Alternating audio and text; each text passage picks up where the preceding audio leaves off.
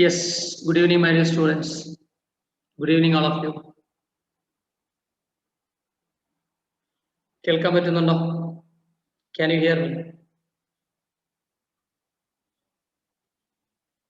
ഇല്ലേ? Yes. Okay.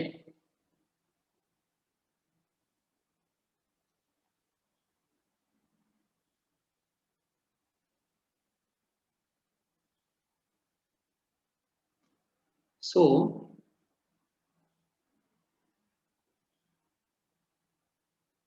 നിങ്ങൾ BBA batch ആണ്. നമ്മളിപ്പോൾ 2-3 ബാച്ചുകൾ ആയി. ഇന്നത്തെ ദിവസം തന്നെ എനിക്ക് തോന്നുന്നു നമ്മൾ 2-3 ബാച്ചാണ്. ഓക്കെ. അപ്പോ ചിലപ്പോ ഇതിൽ ബികോമിന്റെ കൂടെ ക്ലാസ് അറ്റൻഡ് ചെയ്തിട്ടുള്ള കുട്ടികൾ ഉണ്ടോന്ന് അറിയില്ല. നിങ്ങളുടെ സിലബസിലെ 5 ഹെഡ്സ് ആണ് നമ്മളിവിടെ ഡിസ്കസ് ചെയ്യുന്നത്. ഇൻകം ടാക്സിന്റെ ബേസിക്സ്, പിന്നെ ഇൻകം ടാക്സിന്റെ salary, house property, PGBP, capital gain, other sources. ഇത്രയും ഹെഡുകളാണ് നമ്മൾ നിങ്ങൾക്ക് വേണ്ടിയിട്ട് ക്ലാസ് ആയിട്ട് അറേഞ്ച് ചെയ്തിട്ടുള്ളത്. ഓക്കെ. കാരണം ബാക്കിയുള്ള കാര്യങ്ങൾ ഓൾറെഡി ബികോം സിലബസ്, നിങ്ങളുടെ സിലബസിൽ ക്ലബിങ്ങും അതുപോലെ സെറ്റ് ഓഫും അസസ്മെന്റ് ഓഫ് ഇൻഡിവിജ്വലും ഒക്കെ ഉണ്ടോന്ന് സംശയമാണ്.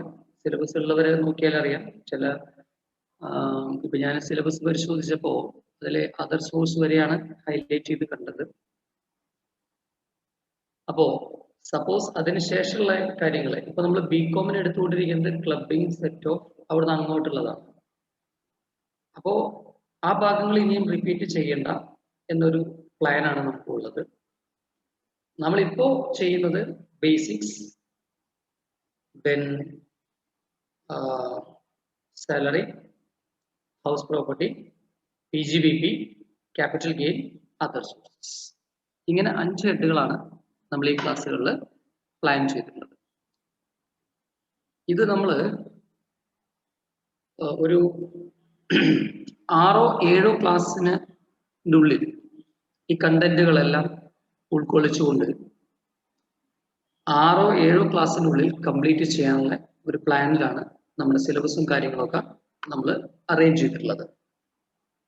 ഓക്കെ. യെസ്.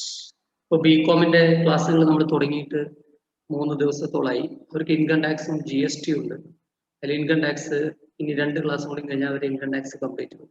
അതായത് തിങ്കളാഴ്ചത്തോടെ അവരുടെ ഇൻകം ടാക്സ് കംപ്ലീറ്റ് ആവും. വ്യാഴാഴ്ചത്തോടെ അവരുടെ GST കംപ്ലീറ്റ് ആവും. അതുപോലെ നിങ്ങളുടെ ക്ലാസ്സുകളും നമ്മൾ ബേസിക്സിന്റെ ക്ലാസ്, ഇപ്പൊ ഇന്നത്തെ ക്ലാസ്സിൽ നമ്മൾ അതിന്റെ ബേസിക്സ് ആണ് ഡിസ്കസ് ചെയ്യുന്നത്. അടുത്ത ക്ലാസ്സുകളിൽ ഞാൻ തുടർന്നുള്ള ക്ലാസ്സുകളിൽ മുതലാണ് ഞാൻ പറഞ്ഞത്, ഒരു 4-5-6 ക്ലാസ്സിനുള്ളിൽ നമ്മുടെ സിലബസ് അതർ സോഴ്സസ് വരെ കംപ്ലീറ്റ് ചെയ്യുക എന്നുള്ള ഒരു പ്ലാനിലാണ് നമ്മൾ തുടങ്ങുന്നത്. ഇനി ഞാൻ കൂടുതൽ പറയേണ്ട കാര്യമില്ല. ഇപ്പൊ നമ്മൾ കുറെ ആൾക്കാരൊക്കെ ബികോമിന്റെ ക്ലാസ്സിലൊക്കെ അറ്റൻഡ് ചെയ്തവരും ഇൻട്രൊഡക്ഷനൊക്കെ നമ്മൾ കുറച്ചൊക്കെ പറഞ്ഞതും ഒക്കെയാണ്. സോ ഇങ്ങനെയാണ് നമ്മൾ പ്ലാൻ ചെയ്തിട്ടുള്ളത്, from basics to other sources. Okay, so shall we start the class? Are you ready?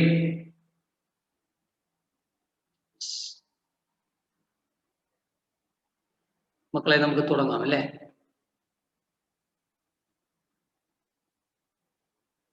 Yes. ശരി.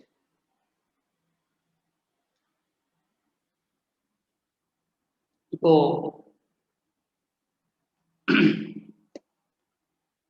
നമ്മുടെ ഒരു മെറ്റീരിയൽ ഞാൻ ഇവിടെ ഷെയർ ചെയ്തിട്ടുണ്ട്. ഈ മെറ്റീരിയല് നിങ്ങൾക്ക് ഇവിടെ ക്ലാസ് തുടങ്ങുന്നതിന് മുമ്പ് ഒരു 2 കാര്യം കൂടെ ഞാൻ ജസ്റ്റ് ടോപ്പിക് തുടങ്ങുന്നതിന് മുമ്പ് 2 കാര്യം നിങ്ങളോട് പറയണം. ഒന്ന്, നിങ്ങളെല്ലാവരും ഇപ്പൊ നമ്മുടെ ഈ ഒരു ക്ലാസ്സിന് വേണ്ട ഒരു സെപ്പറേറ്റ് നോട്ട് കൈവശം വയ്ക്കുകയാണെങ്കിൽ അത് നിങ്ങൾക്ക് ഒരുപാട് ഉപകാരപ്പെടും. ഒരു സെപ്പറേറ്റ് നോട്ട്, ഇത് നിങ്ങൾ തുടർന്ന് MBAക്ക് പോകുന്ന സമയത്തോ അല്ലെങ്കിൽ തുടർന്ന് പഠിക്കുമ്പോഴും ആ നോട്ട് നിങ്ങൾക്ക് ഒരു ബേസ് ആയിട്ട് ഉപയോഗിക്കാം. അപ്പോൾ പലരും ജസ്റ്റ് ഇങ്ങനെ കേൾക്കുന്ന ഒരു സ്വഭാവം മാത്രം, ക്ലാസ് എഴുതിയെടുക്കുന്ന സ്ക്രീൻഷോട്ടൊക്കെ എടുക്കുന്ന ഒരു ഓൺലൈൻ ക്ലാസ്സുകളെ വെറും ഒരു കേൾവി മാധ്യമം മാത്രമായിട്ട് കാണുന്ന ഒരു ശീലം നമ്മുടെ കുട്ടികൾക്കുണ്ട്. അതൊന്ന് മാറ്റിയിട്ട് ഇൻകം ടാക്സ് ഒക്കെ പ്രത്യേകിച്ച് നമുക്ക് എഴുതിയെടുക്കാവുന്ന എന്താണ് എന്നുള്ളത് നോട്ട്സ് നിങ്ങൾ എഴുതിയെടുക്കുകയാണെങ്കിൽ അത് നിങ്ങൾക്ക് ഒരുപാട് ഉപകാരപ്പെടും. രണ്ടാമത്തെ ഒരു കാര്യം, നമുക്കിവിടെ ക്വസ്റ്റ്യൻസ് ചെയ്യാനായിട്ട് ഒരു മെറ്റീരിയൽ ഉണ്ട്. ആ മെറ്റീരിയലിൽ ഉൾപ്പെടുത്തിയിട്ടുള്ള ചോദ്യങ്ങൾ എന്ന് പറഞ്ഞാൽ പ്രീവിയസ് ക്വസ്റ്റ്യൻസ് ആണ്. അപ്പോ സാധാരണ ബികോമിന്റെ മെറ്റീരിയൽ ഞാൻ സ്ക്രീൻഷോട്ട് എടുത്തോളാൻ പറയും. പക്ഷെ ഇതിൽ പ്രീവിയസ് ക്വസ്റ്റ്യൻസ് പിന്നീട് എഡിറ്റ് ചെയ്യാത്തതുകൊണ്ട്, ഓരോ വർഷവും വന്നിട്ടുള്ള ക്വസ്റ്റ്യൻസ് അതേപോലെ കട്ട് ആൻഡ് പേസ്റ്റ് ചെയ്തതുകൊണ്ട് ഈ മെറ്റീരിയലിലെ ഇയർ പഴയതായിരിക്കും. ഓക്കെ, അത് നമ്മൾ എഡിറ്റ് ചെയ്യാനുള്ള സമയം നമുക്ക് കിട്ടിയിട്ടില്ല. നമ്മൾ നേരെ ക്വസ്റ്റ്യൻ പേപ്പർ ഇങ്ങോട്ട് ഇടുകയാണ് ചെയ്തത്. അപ്പോ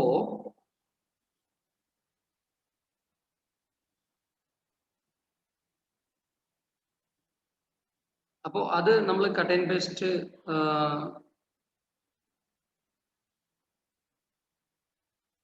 നമ്മളത് എഡിറ്റ് ചെയ്തിട്ടില്ല. അതുകൊണ്ട് നമ്മുടെ മെറ്റീരിയലിൽ ഇപ്പൊ നിങ്ങൾക്ക് കാണുന്ന ഇയറും കാര്യങ്ങളൊക്കെ ഞാൻ ജസ്റ്റ് മാറ്റി എഴുതുമല്ലോ. അങ്ങനെ എഴുതി കഴിഞ്ഞാൽ അതൊന്ന് നിങ്ങൾ നോട്ടിലേക്ക് എഴുതിയിരിക്കുന്ന സമയത്ത് അതൊന്ന് തിരുത്തിയിട്ട് എഴുതിയിരിക്കട്ടെ. ആ ഇയർ ഒന്ന് മാറ്റണം എന്ന് അർത്ഥം. ഓക്കെ, ഈ രണ്ട് കാര്യങ്ങൾ ശ്രദ്ധിക്കുക. ഒരു നോട്ടും കയ്യിൽ വെച്ചോളൂ കേട്ടോ. ശരി, ഇനി നമ്മുടെ ആദ്യത്തെ ചാപ്റ്റർ, നിങ്ങളുടെ സിലബസിന്റെ ആദ്യത്തെ ചാപ്റ്ററിന്റെ പേര്, സിലബസ് എനിക്കിവിടെ വാട്സപ്പിൽ കിട്ടിയിട്ടുണ്ട്. അതിൽ ആദ്യത്തെ ബേസിക്സ് ഓഫ് ഇൻകം ടാക്സ് ആണ് ആദ്യത്തെ ചാപ്റ്റർ. പിന്നെ salary, house property, PGBP, capital gain, other source, clubbing deduction. Clubbing deduction ഒക്കെ നിങ്ങൾക്ക് ഓൾറെഡി ആദ്യത്തെ ക്ലാസ്, മറ്റേ അവസാനത്തെ 2 ക്ലാസ്സിന് റെക്കോർഡിംഗ് നിങ്ങൾക്ക് അവൈലബിൾ ആയിരിക്കും. ബാക്കിയുള്ളത് ഞാൻ ആദ്യം പറഞ്ഞ പോലെ അവിടെ നിന്നാണ് നമ്മൾ സ്റ്റാർട്ട് ചെയ്യുന്നത്. അപ്പോൾ നമ്മുടെ ചാപ്റ്റർ 1 ആണ്. ഓക്കെ, ചാപ്റ്റർ 1 ഇതിന്റെ PDF ഉണ്ടല്ലോ നമ്മുടെ കയ്യിൽ. ഇപ്പൊ അവിടെ ഒരു PDF ഞാൻ കാണിച്ചു തരാം. അത് നമ്മൾ ചെയ്യുമ്പോൾ ഇതിന് നിങ്ങൾക്ക് ഇവിടെ ഒരു PDF കാണാം. ഓക്കെ, ഈ PDF എന്ന് പറയുന്നതിൽ ക്വസ്റ്റ്യൻസ് മാത്രമേ ഉള്ളൂ. ഇതിൽ തിയറി വേറെ ഇല്ല. അതുകൊണ്ടാണ് നോട്ട് മെയിൻറ്റെയിൻ ചെയ്തോളാൻ പറഞ്ഞത്. ഇപ്പൊ ബികോമിന്റെ ക്ലാസ് അറ്റൻഡ് ചെയ്ത കുട്ടികൾ ഇപ്പൊ ഇതിലിരിക്കുന്നുണ്ടെങ്കിൽ അവർക്ക് മനസ്സിലാവും ബികോമിന്റെ ക്ലാസ്സിൽ നമ്മൾ കൊടുത്തിട്ടുള്ള ടെക്സ്റ്റ് ബുക്കിൽ തിയറി ഉണ്ടായിരുന്നു. അപ്പൊ ആ തിയറി നമുക്കിപ്പോ ഇതിൽ ഉൾപ്പെടുത്താൻ പറ്റിയിട്ടില്ല. അപ്പൊ അതുകൊണ്ട് ഇവിടെ ക്വസ്റ്റ്യൻസ് മാത്രമേ ഉള്ളൂ. ഈ ക്വസ്റ്റ്യൻസ് തന്നെ പഴയ ഇയർ ആണ് കിടക്കുന്നത്. ഇയർ പഴയതാണ്. അപ്പൊ അതുകൊണ്ട് ഇവിടെ നമുക്കൊരു ബികോമിന്റെ ക്ലാസ്സുകൾ അറ്റൻഡ് ചെയ്തിരുന്ന കുട്ടികളാണെങ്കിൽ അവർക്ക് അറ്റൻഡ് ചെയ്ത് പരിചയമുള്ള കുട്ടികൾ ഇതിനകത്ത് ഉണ്ടെങ്കിൽ ഒരു മനസ്സിലാക്കേണ്ട ഒരു കാര്യം, അവർക്ക് ബികോമിന്റെ ക്ലാസ്സുകളിൽ നമ്മൾ കൊടുത്തിരുന്നത് PDF ആയിട്ടാണ് കൊടുത്തിരുന്നത്. സ്ക്രീൻഷോട്ട് എടുത്ത തിയറി അതിലുണ്ടായിരുന്നു. ഇവിടെ തിയറി, ഞാൻ പറയുന്ന തിയറി നിങ്ങളൊന്ന് എഴുതിയെടുക്കേണ്ടി വരും. ഓക്കെ, എഴുതിയെടുക്കുന്നത് വളരെ നല്ലതാണ്. അപ്പോഴാണ് നന്നായി നമുക്ക് പിന്നീട് പഠിക്കാൻ പറ്റുള്ളൂ. പിന്നെ തുടർന്ന് പഠിക്കുമ്പോൾ നിങ്ങൾക്കത് വളരെ ഉപകാരപ്പെടും. അപ്പൊ ഇവിടെ ചാപ്റ്റർ 1 എന്ന് പറയുന്നത് ബേസിക്സ് ഓഫ് ഇൻകം ടാക്സ് ആണ്. ഇതാണ് chapter 1, basics of income tax. Okay, ഇത് വളരെ ബേസിക്സ് ആയിരിക്കും. ഇന്നത്തെ ക്ലാസ് വേറൊരു കാര്യം, ഇന്നത്തെ ഇപ്പൊ ഞാൻ ബികോം ഇതൊക്കെ മുൻപത്തെ ഒരു എക്സ്പീരിയൻസ് നിങ്ങൾ ഷെയർ ചെയ്യണമെന്ന് മാത്രമേ ഉള്ളൂ. ആദ്യത്തെ ഒരു ക്ലാസ് ഉണ്ടല്ലോ, അപ്പൊ ഇന്നത്തെ ക്ലാസ് നമ്മൾ വളരെ സ്ലോ ആയിരിക്കും, അൾട്രാ സ്ലോ ആയിരിക്കും. കാരണം അടിസ്ഥാനം എന്ന് പറയുന്നത് സ്ലോവിൽ പഠിച്ചാലേ പഠിയുള്ളൂ. അത് കഴിഞ്ഞ് നിങ്ങൾക്ക് ഈ പറഞ്ഞപ്പോൾ 5 ദിവസമാണ് അല്ലെങ്കിൽ 6 ദിവസമാണെങ്കിൽ ആ 6 ദിവസത്തിനുള്ളിൽ തീരും എന്ന് നമ്മളൊരു വാക്ക് പറയുമ്പോൾ അത് തീരും എന്ന് തന്നെയാണ് എൻ്റെ യാഥാർത്ഥ്യം. ഓക്കെ, ഇപ്പോൾ അതും ബികോമിന്റെ കുട്ടികൾക്ക് മനസ്സിലായിട്ട്. അപ്പൊ ആദ്യത്തെ ക്ലാസ്സുകളിലൊക്കെ അവർ ചോദിച്ചിരുന്നു, സാർ ഇങ്ങനെ അപ്പൊ ക്ലബിംഗ് ഒക്കെ നമ്മൾ കുറച്ചധികം ടൈം കൊടുത്തു. കാരണം അതൊരു അടിസ്ഥാനമാണ്. ആ അടിസ്ഥാനത്തിന് കുറച്ച് സമയം നമുക്ക് കൂടുതൽ വേണം, ബേസിക്സ്. അതുപോലെ ഇന്നത്തെ ക്ലാസ് നമ്മൾ സ്ലോ ആയിരിക്കും. കാരണം ഇതിൽ ബേസിക്സ് ആയിട്ടുള്ള ടേംസും കാര്യങ്ങളൊക്കെ നമുക്ക് അറിയണം. അത് പഠിച്ചതിന് ശേഷം നമുക്ക് പതുക്കെ ഒരു വണ്ടി അങ്ങനെയല്ലേ, ഒരു വണ്ടി നമ്മൾ ഡ്രൈവ് ചെയ്യുന്ന സമയത്ത് ആദ്യം നേരെ 4th ഗിയറിലിട്ട് ഓടിക്കല്ലോ ചെയ്യാം. നമ്മൾ പതുക്കെ 1st ഗിയറിലൊക്കെ സ്റ്റാർട്ട് ചെയ്ത് വണ്ടി ഒന്ന് ഇതായതിനു ശേഷം നീങ്ങും. അതുപോലെ തന്നെയാണ് നമ്മുടെ പഠന രീതി. ഓക്കെ, പതുക്കെ മനസ്സിലാക്കിയിട്ട് പിന്നീട് നമുക്കങ്ങനെ അതിൽ ഫാസ്റ്റ് ആവാൻ മൂവ് ചെയ്യുന്ന ഒരു രീതിയിലേക്കാണ് വരുന്നത്. അപ്പൊ ഇവിടെ നിങ്ങൾ ബേസിക്സ് ഓഫ് ഇൻകം ടാക്സ് ആണ്. ഇതിലെ ആദ്യത്തെ ടേം ടാക്സ് എന്ന് പറയുന്നതാണ്. ടാക്സ് ഇന്ത്യയിൽ 2 തരം ടാക്സുകളാണ് ഉള്ളത്. ഒന്ന് ഡയറക്റ്റ് ടാക്സ് ആണ്, മറ്റൊന്ന് ഇൻഡയറക്റ്റ് ടാക്സ് ആണ്. Direct tax and indirect tax. ഇതിലെ വാട്ട് ഈസ് ഡയറക്റ്റ് ടാക്സ്? എന്താണ് ഡയറക്റ്റ് ടാക്സ് എന്ന് ചോദിച്ചാൽ, ഒരു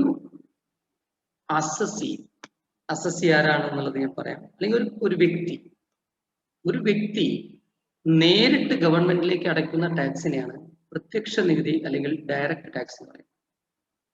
സോ വോളണ്ടറി പേയ്മെന്റ് ആണ് അതിന്റെ വോളണ്ടറി പേയ്മെന്റ്.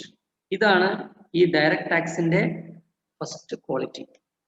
നേരിട്ടിട്ട് ഗവൺമെന്റിലേക്ക് അടയ്ക്കുന്ന ടാക്സിനെയാണ് നമ്മൾ ഡയറക്റ്റ് ടാക്സ് എന്ന് പറയുന്നത്. No intermediaries. ഓക്കെ. അല്ലെങ്കിൽ അതിന്റെ ഇമ്പാക്ട് ഇനി വ്യക്തിയുടെ ഭാഗത്ത് ചിന്തിക്കുകയാണെങ്കിൽ അതിന്റെ ഇമ്പാക്ട് നേരെ അയാൾക്ക് വരുന്നു എന്നർത്ഥം. അതിനൊരു ഉദാഹരണമാണ് നമ്മുടെ ഇൻകം ടാക്സ്. ഇപ്പോൾ ഇന്ത്യയിലെ ഇൻകം ടാക്സിന്റെ റൂൾ അനുസരിച്ചിട്ട് 2.5 ലക്ഷം രൂപയിൽ കൂടുതൽ ഇൻകമുള്ള ആളുകളെല്ലാം സ്വമേധയാ ടാക്സ് അടയ്ക്കണം. വോളണ്ടറി ടാക്സ് ഗവൺമെന്റിലേക്ക് അടയ്ക്കണം.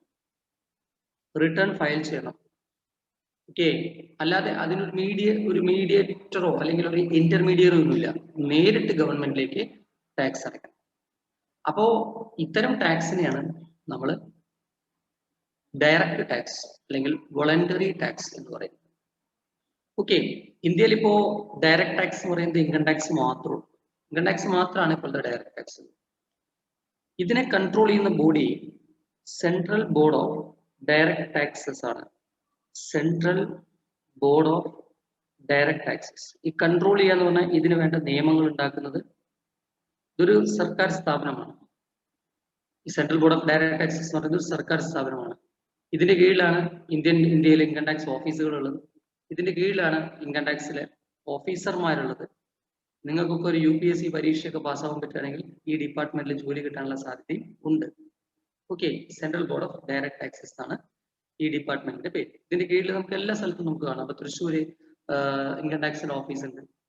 അതുപോലെ നിങ്ങൾ ഏത് ഡിസ്ട്രിക്റ്റിലാണ്, മലപ്പുറത്ത് സെൻട്രൽ ഇൻകം ടാക്സിന്റെ ഓഫീസ്, മലപ്പുറം ടൗണിൽ ഇൻകം ടാക്സിന്റെ ഓഫീസ് ഉണ്ട്, കാലിക്കറ്റിലുണ്ട്, എറണാകുളത്തുണ്ട്. എല്ലാ ഡിസ്ട്രിക്റ്റിലും ഇൻകം ടാക്സിന്റെ ഓഫീസ് ഉണ്ട്. ആ ഓഫീസുകളെല്ലാം കൺട്രോൾ ചെയ്യുന്നത് central board of direct taxes എന്ന കേന്ദ്ര സർക്കാർ സ്ഥാപനമാണ്. ഓക്കെ. ഇതിന് മറ്റൊരു കാര്യം, ഇൻകം ടാക്സിന് വേണ്ട റൂൾസ് ആൻഡ് റെഗുലേഷൻസ് ഫ്രെയിം ചെയ്യുന്നത് ഈ സ്ഥാപനമാണ്. അതിനവർ ബേസ് ചെയ്യുന്ന ആക്ട് ഇൻകം ടാക്സ് ആക്ട് 1961.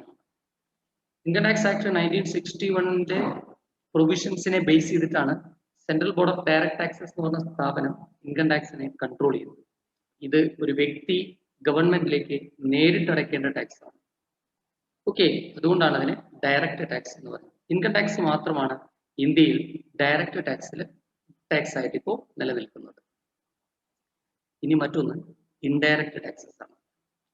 എന്താണ് ഇൻഡയറക്റ്റ് ടാക്സസ് എന്ന് പറയുന്നത്? ഓക്കെ. ഇൻഡയറക്റ്റ് ടാക്സ് എന്ന് പറയുന്ന പേര് പോലെ തന്നെ ഇതൊരു ഇൻഡയറക്ട്ലി പെയ്ഡ് ടാക്സ് ആണ്. ഒരു ഇൻഡയറക്ട്ലി പെയ്ഡ് ടാക്സ് ആണ്. ആ പേര് പോലെ തന്നെ ഇൻഡയറക്ട്ലി പെയ്ഡ് ടാക്സ് ആണ്. നേരിട്ട് അടയ്ക്കുന്ന ടാക്സ് അല്ല, മറിച്ച് ഇൻഡയറക്റ്റ് ആയിട്ട് പേയ്മെന്റ് കൊടുക്കുന്ന ടാക്സ് ആണ്. ഓക്കെ. അപ്പൊ ഇങ്ങനെ ഇൻഡയറക്റ്റ് ആയിട്ട് പേയ്മെന്റ് കൊടുക്കുന്ന ടാക്സ് എന്ന് പറഞ്ഞാൽ എന്താണ് സാർ ഉദ്ദേശിച്ചത്? ഒരുപാട് ഉദാഹരണങ്ങൾ പറയാം. ഞാനിപ്പോ തൽക്കാലം ഒരു 5 എക്സാമ്പിൾ പറയാം. ഓക്കെ. 5 എക്സാമ്പിൾ ഞാൻ പറഞ്ഞുതരാം. GST വരുന്നതിന് മുമ്പത്തെ കാര്യമാണ് പറയേണ്ടത് കേട്ടോ.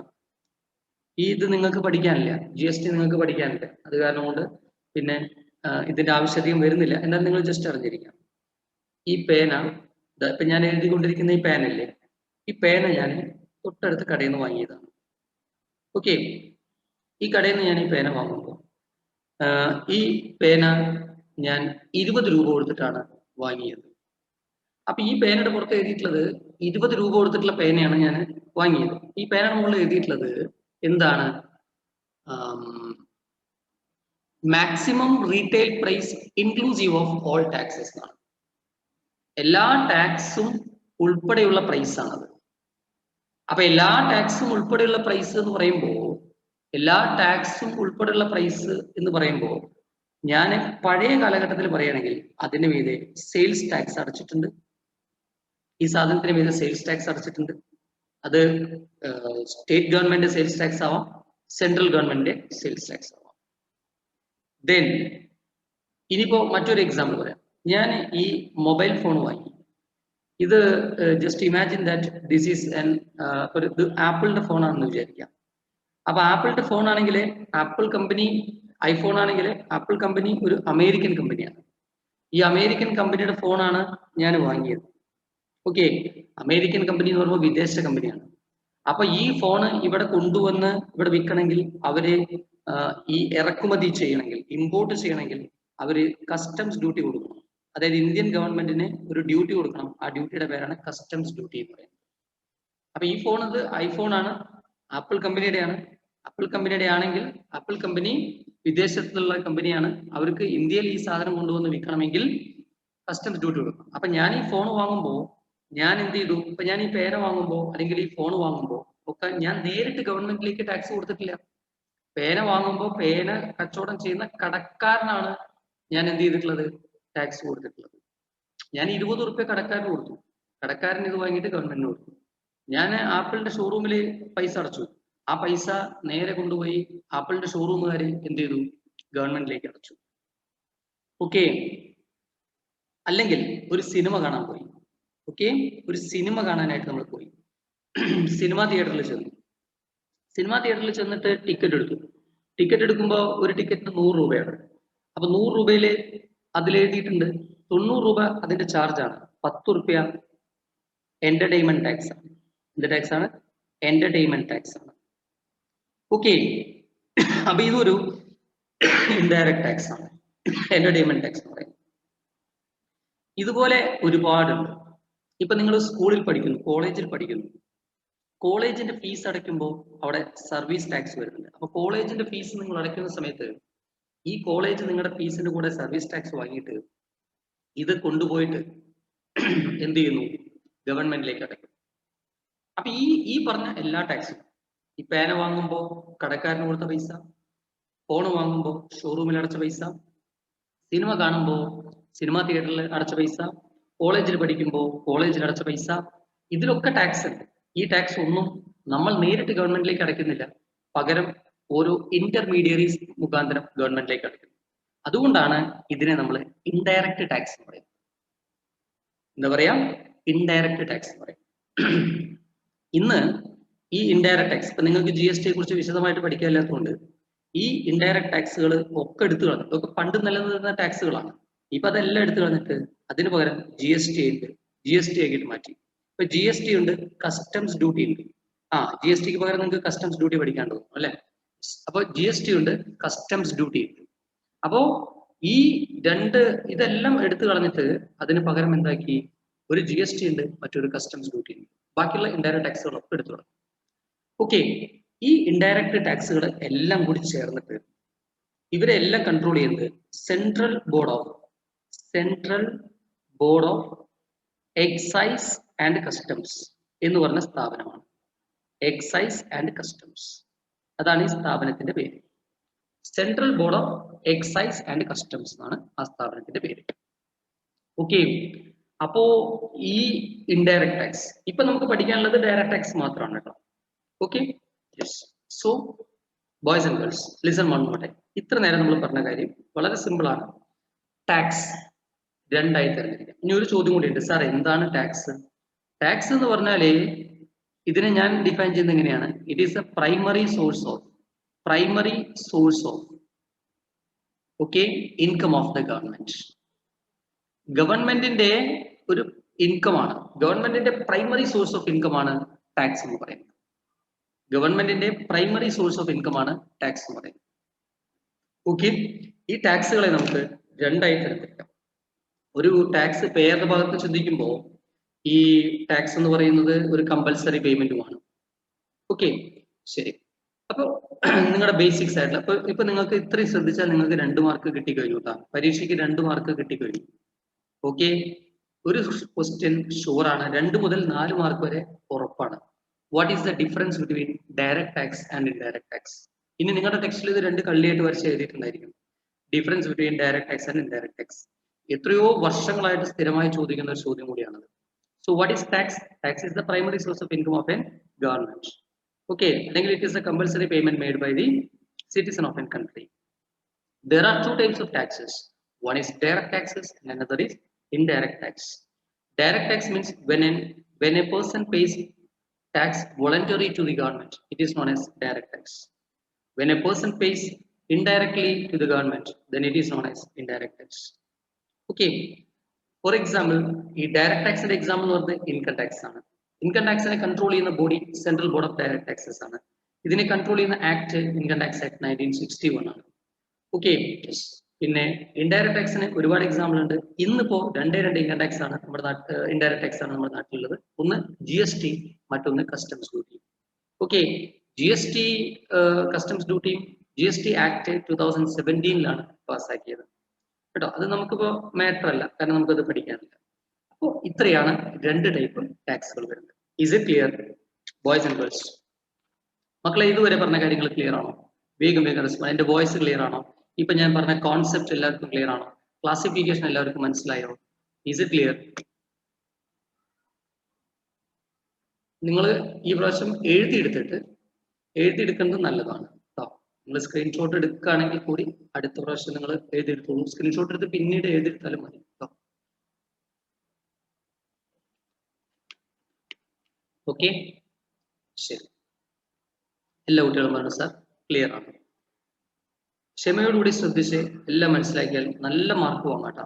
ഒരു സംശയം വേണ്ട, നല്ല മാർക്കിൽ നമുക്ക് പാസ്സാവും. ഏറ്റവും നല്ല മാർക്കിൽ നമുക്ക് പാസ്സാവും. എല്ലാ കുട്ടികളും എനിക്ക് റെസ്പോൺസ് തരണം എന്നൊരു റിക്വസ്റ്റ് ആണ് എനിക്കുള്ളത്. എല്ലാവരും റെസ്പോൺസ് തരണം കേട്ടോ. ഇനി ഇൻകം ടാക്സിൽ ഉപയോഗിക്കുന്ന ബേസിക് ടേംസ്. നമ്മൾ ഇൻകം ടാക്സിന്റെ ABCD ആണ് ഇന്നത്തെ ക്ലാസ്സിൽ ഡിസ്കസ് ചെയ്യുന്നത്. എന്താണ് ഇൻകം ടാക്സ്, എന്താണ് അതിൽ ഉപയോഗിക്കുന്ന ടേംസ്?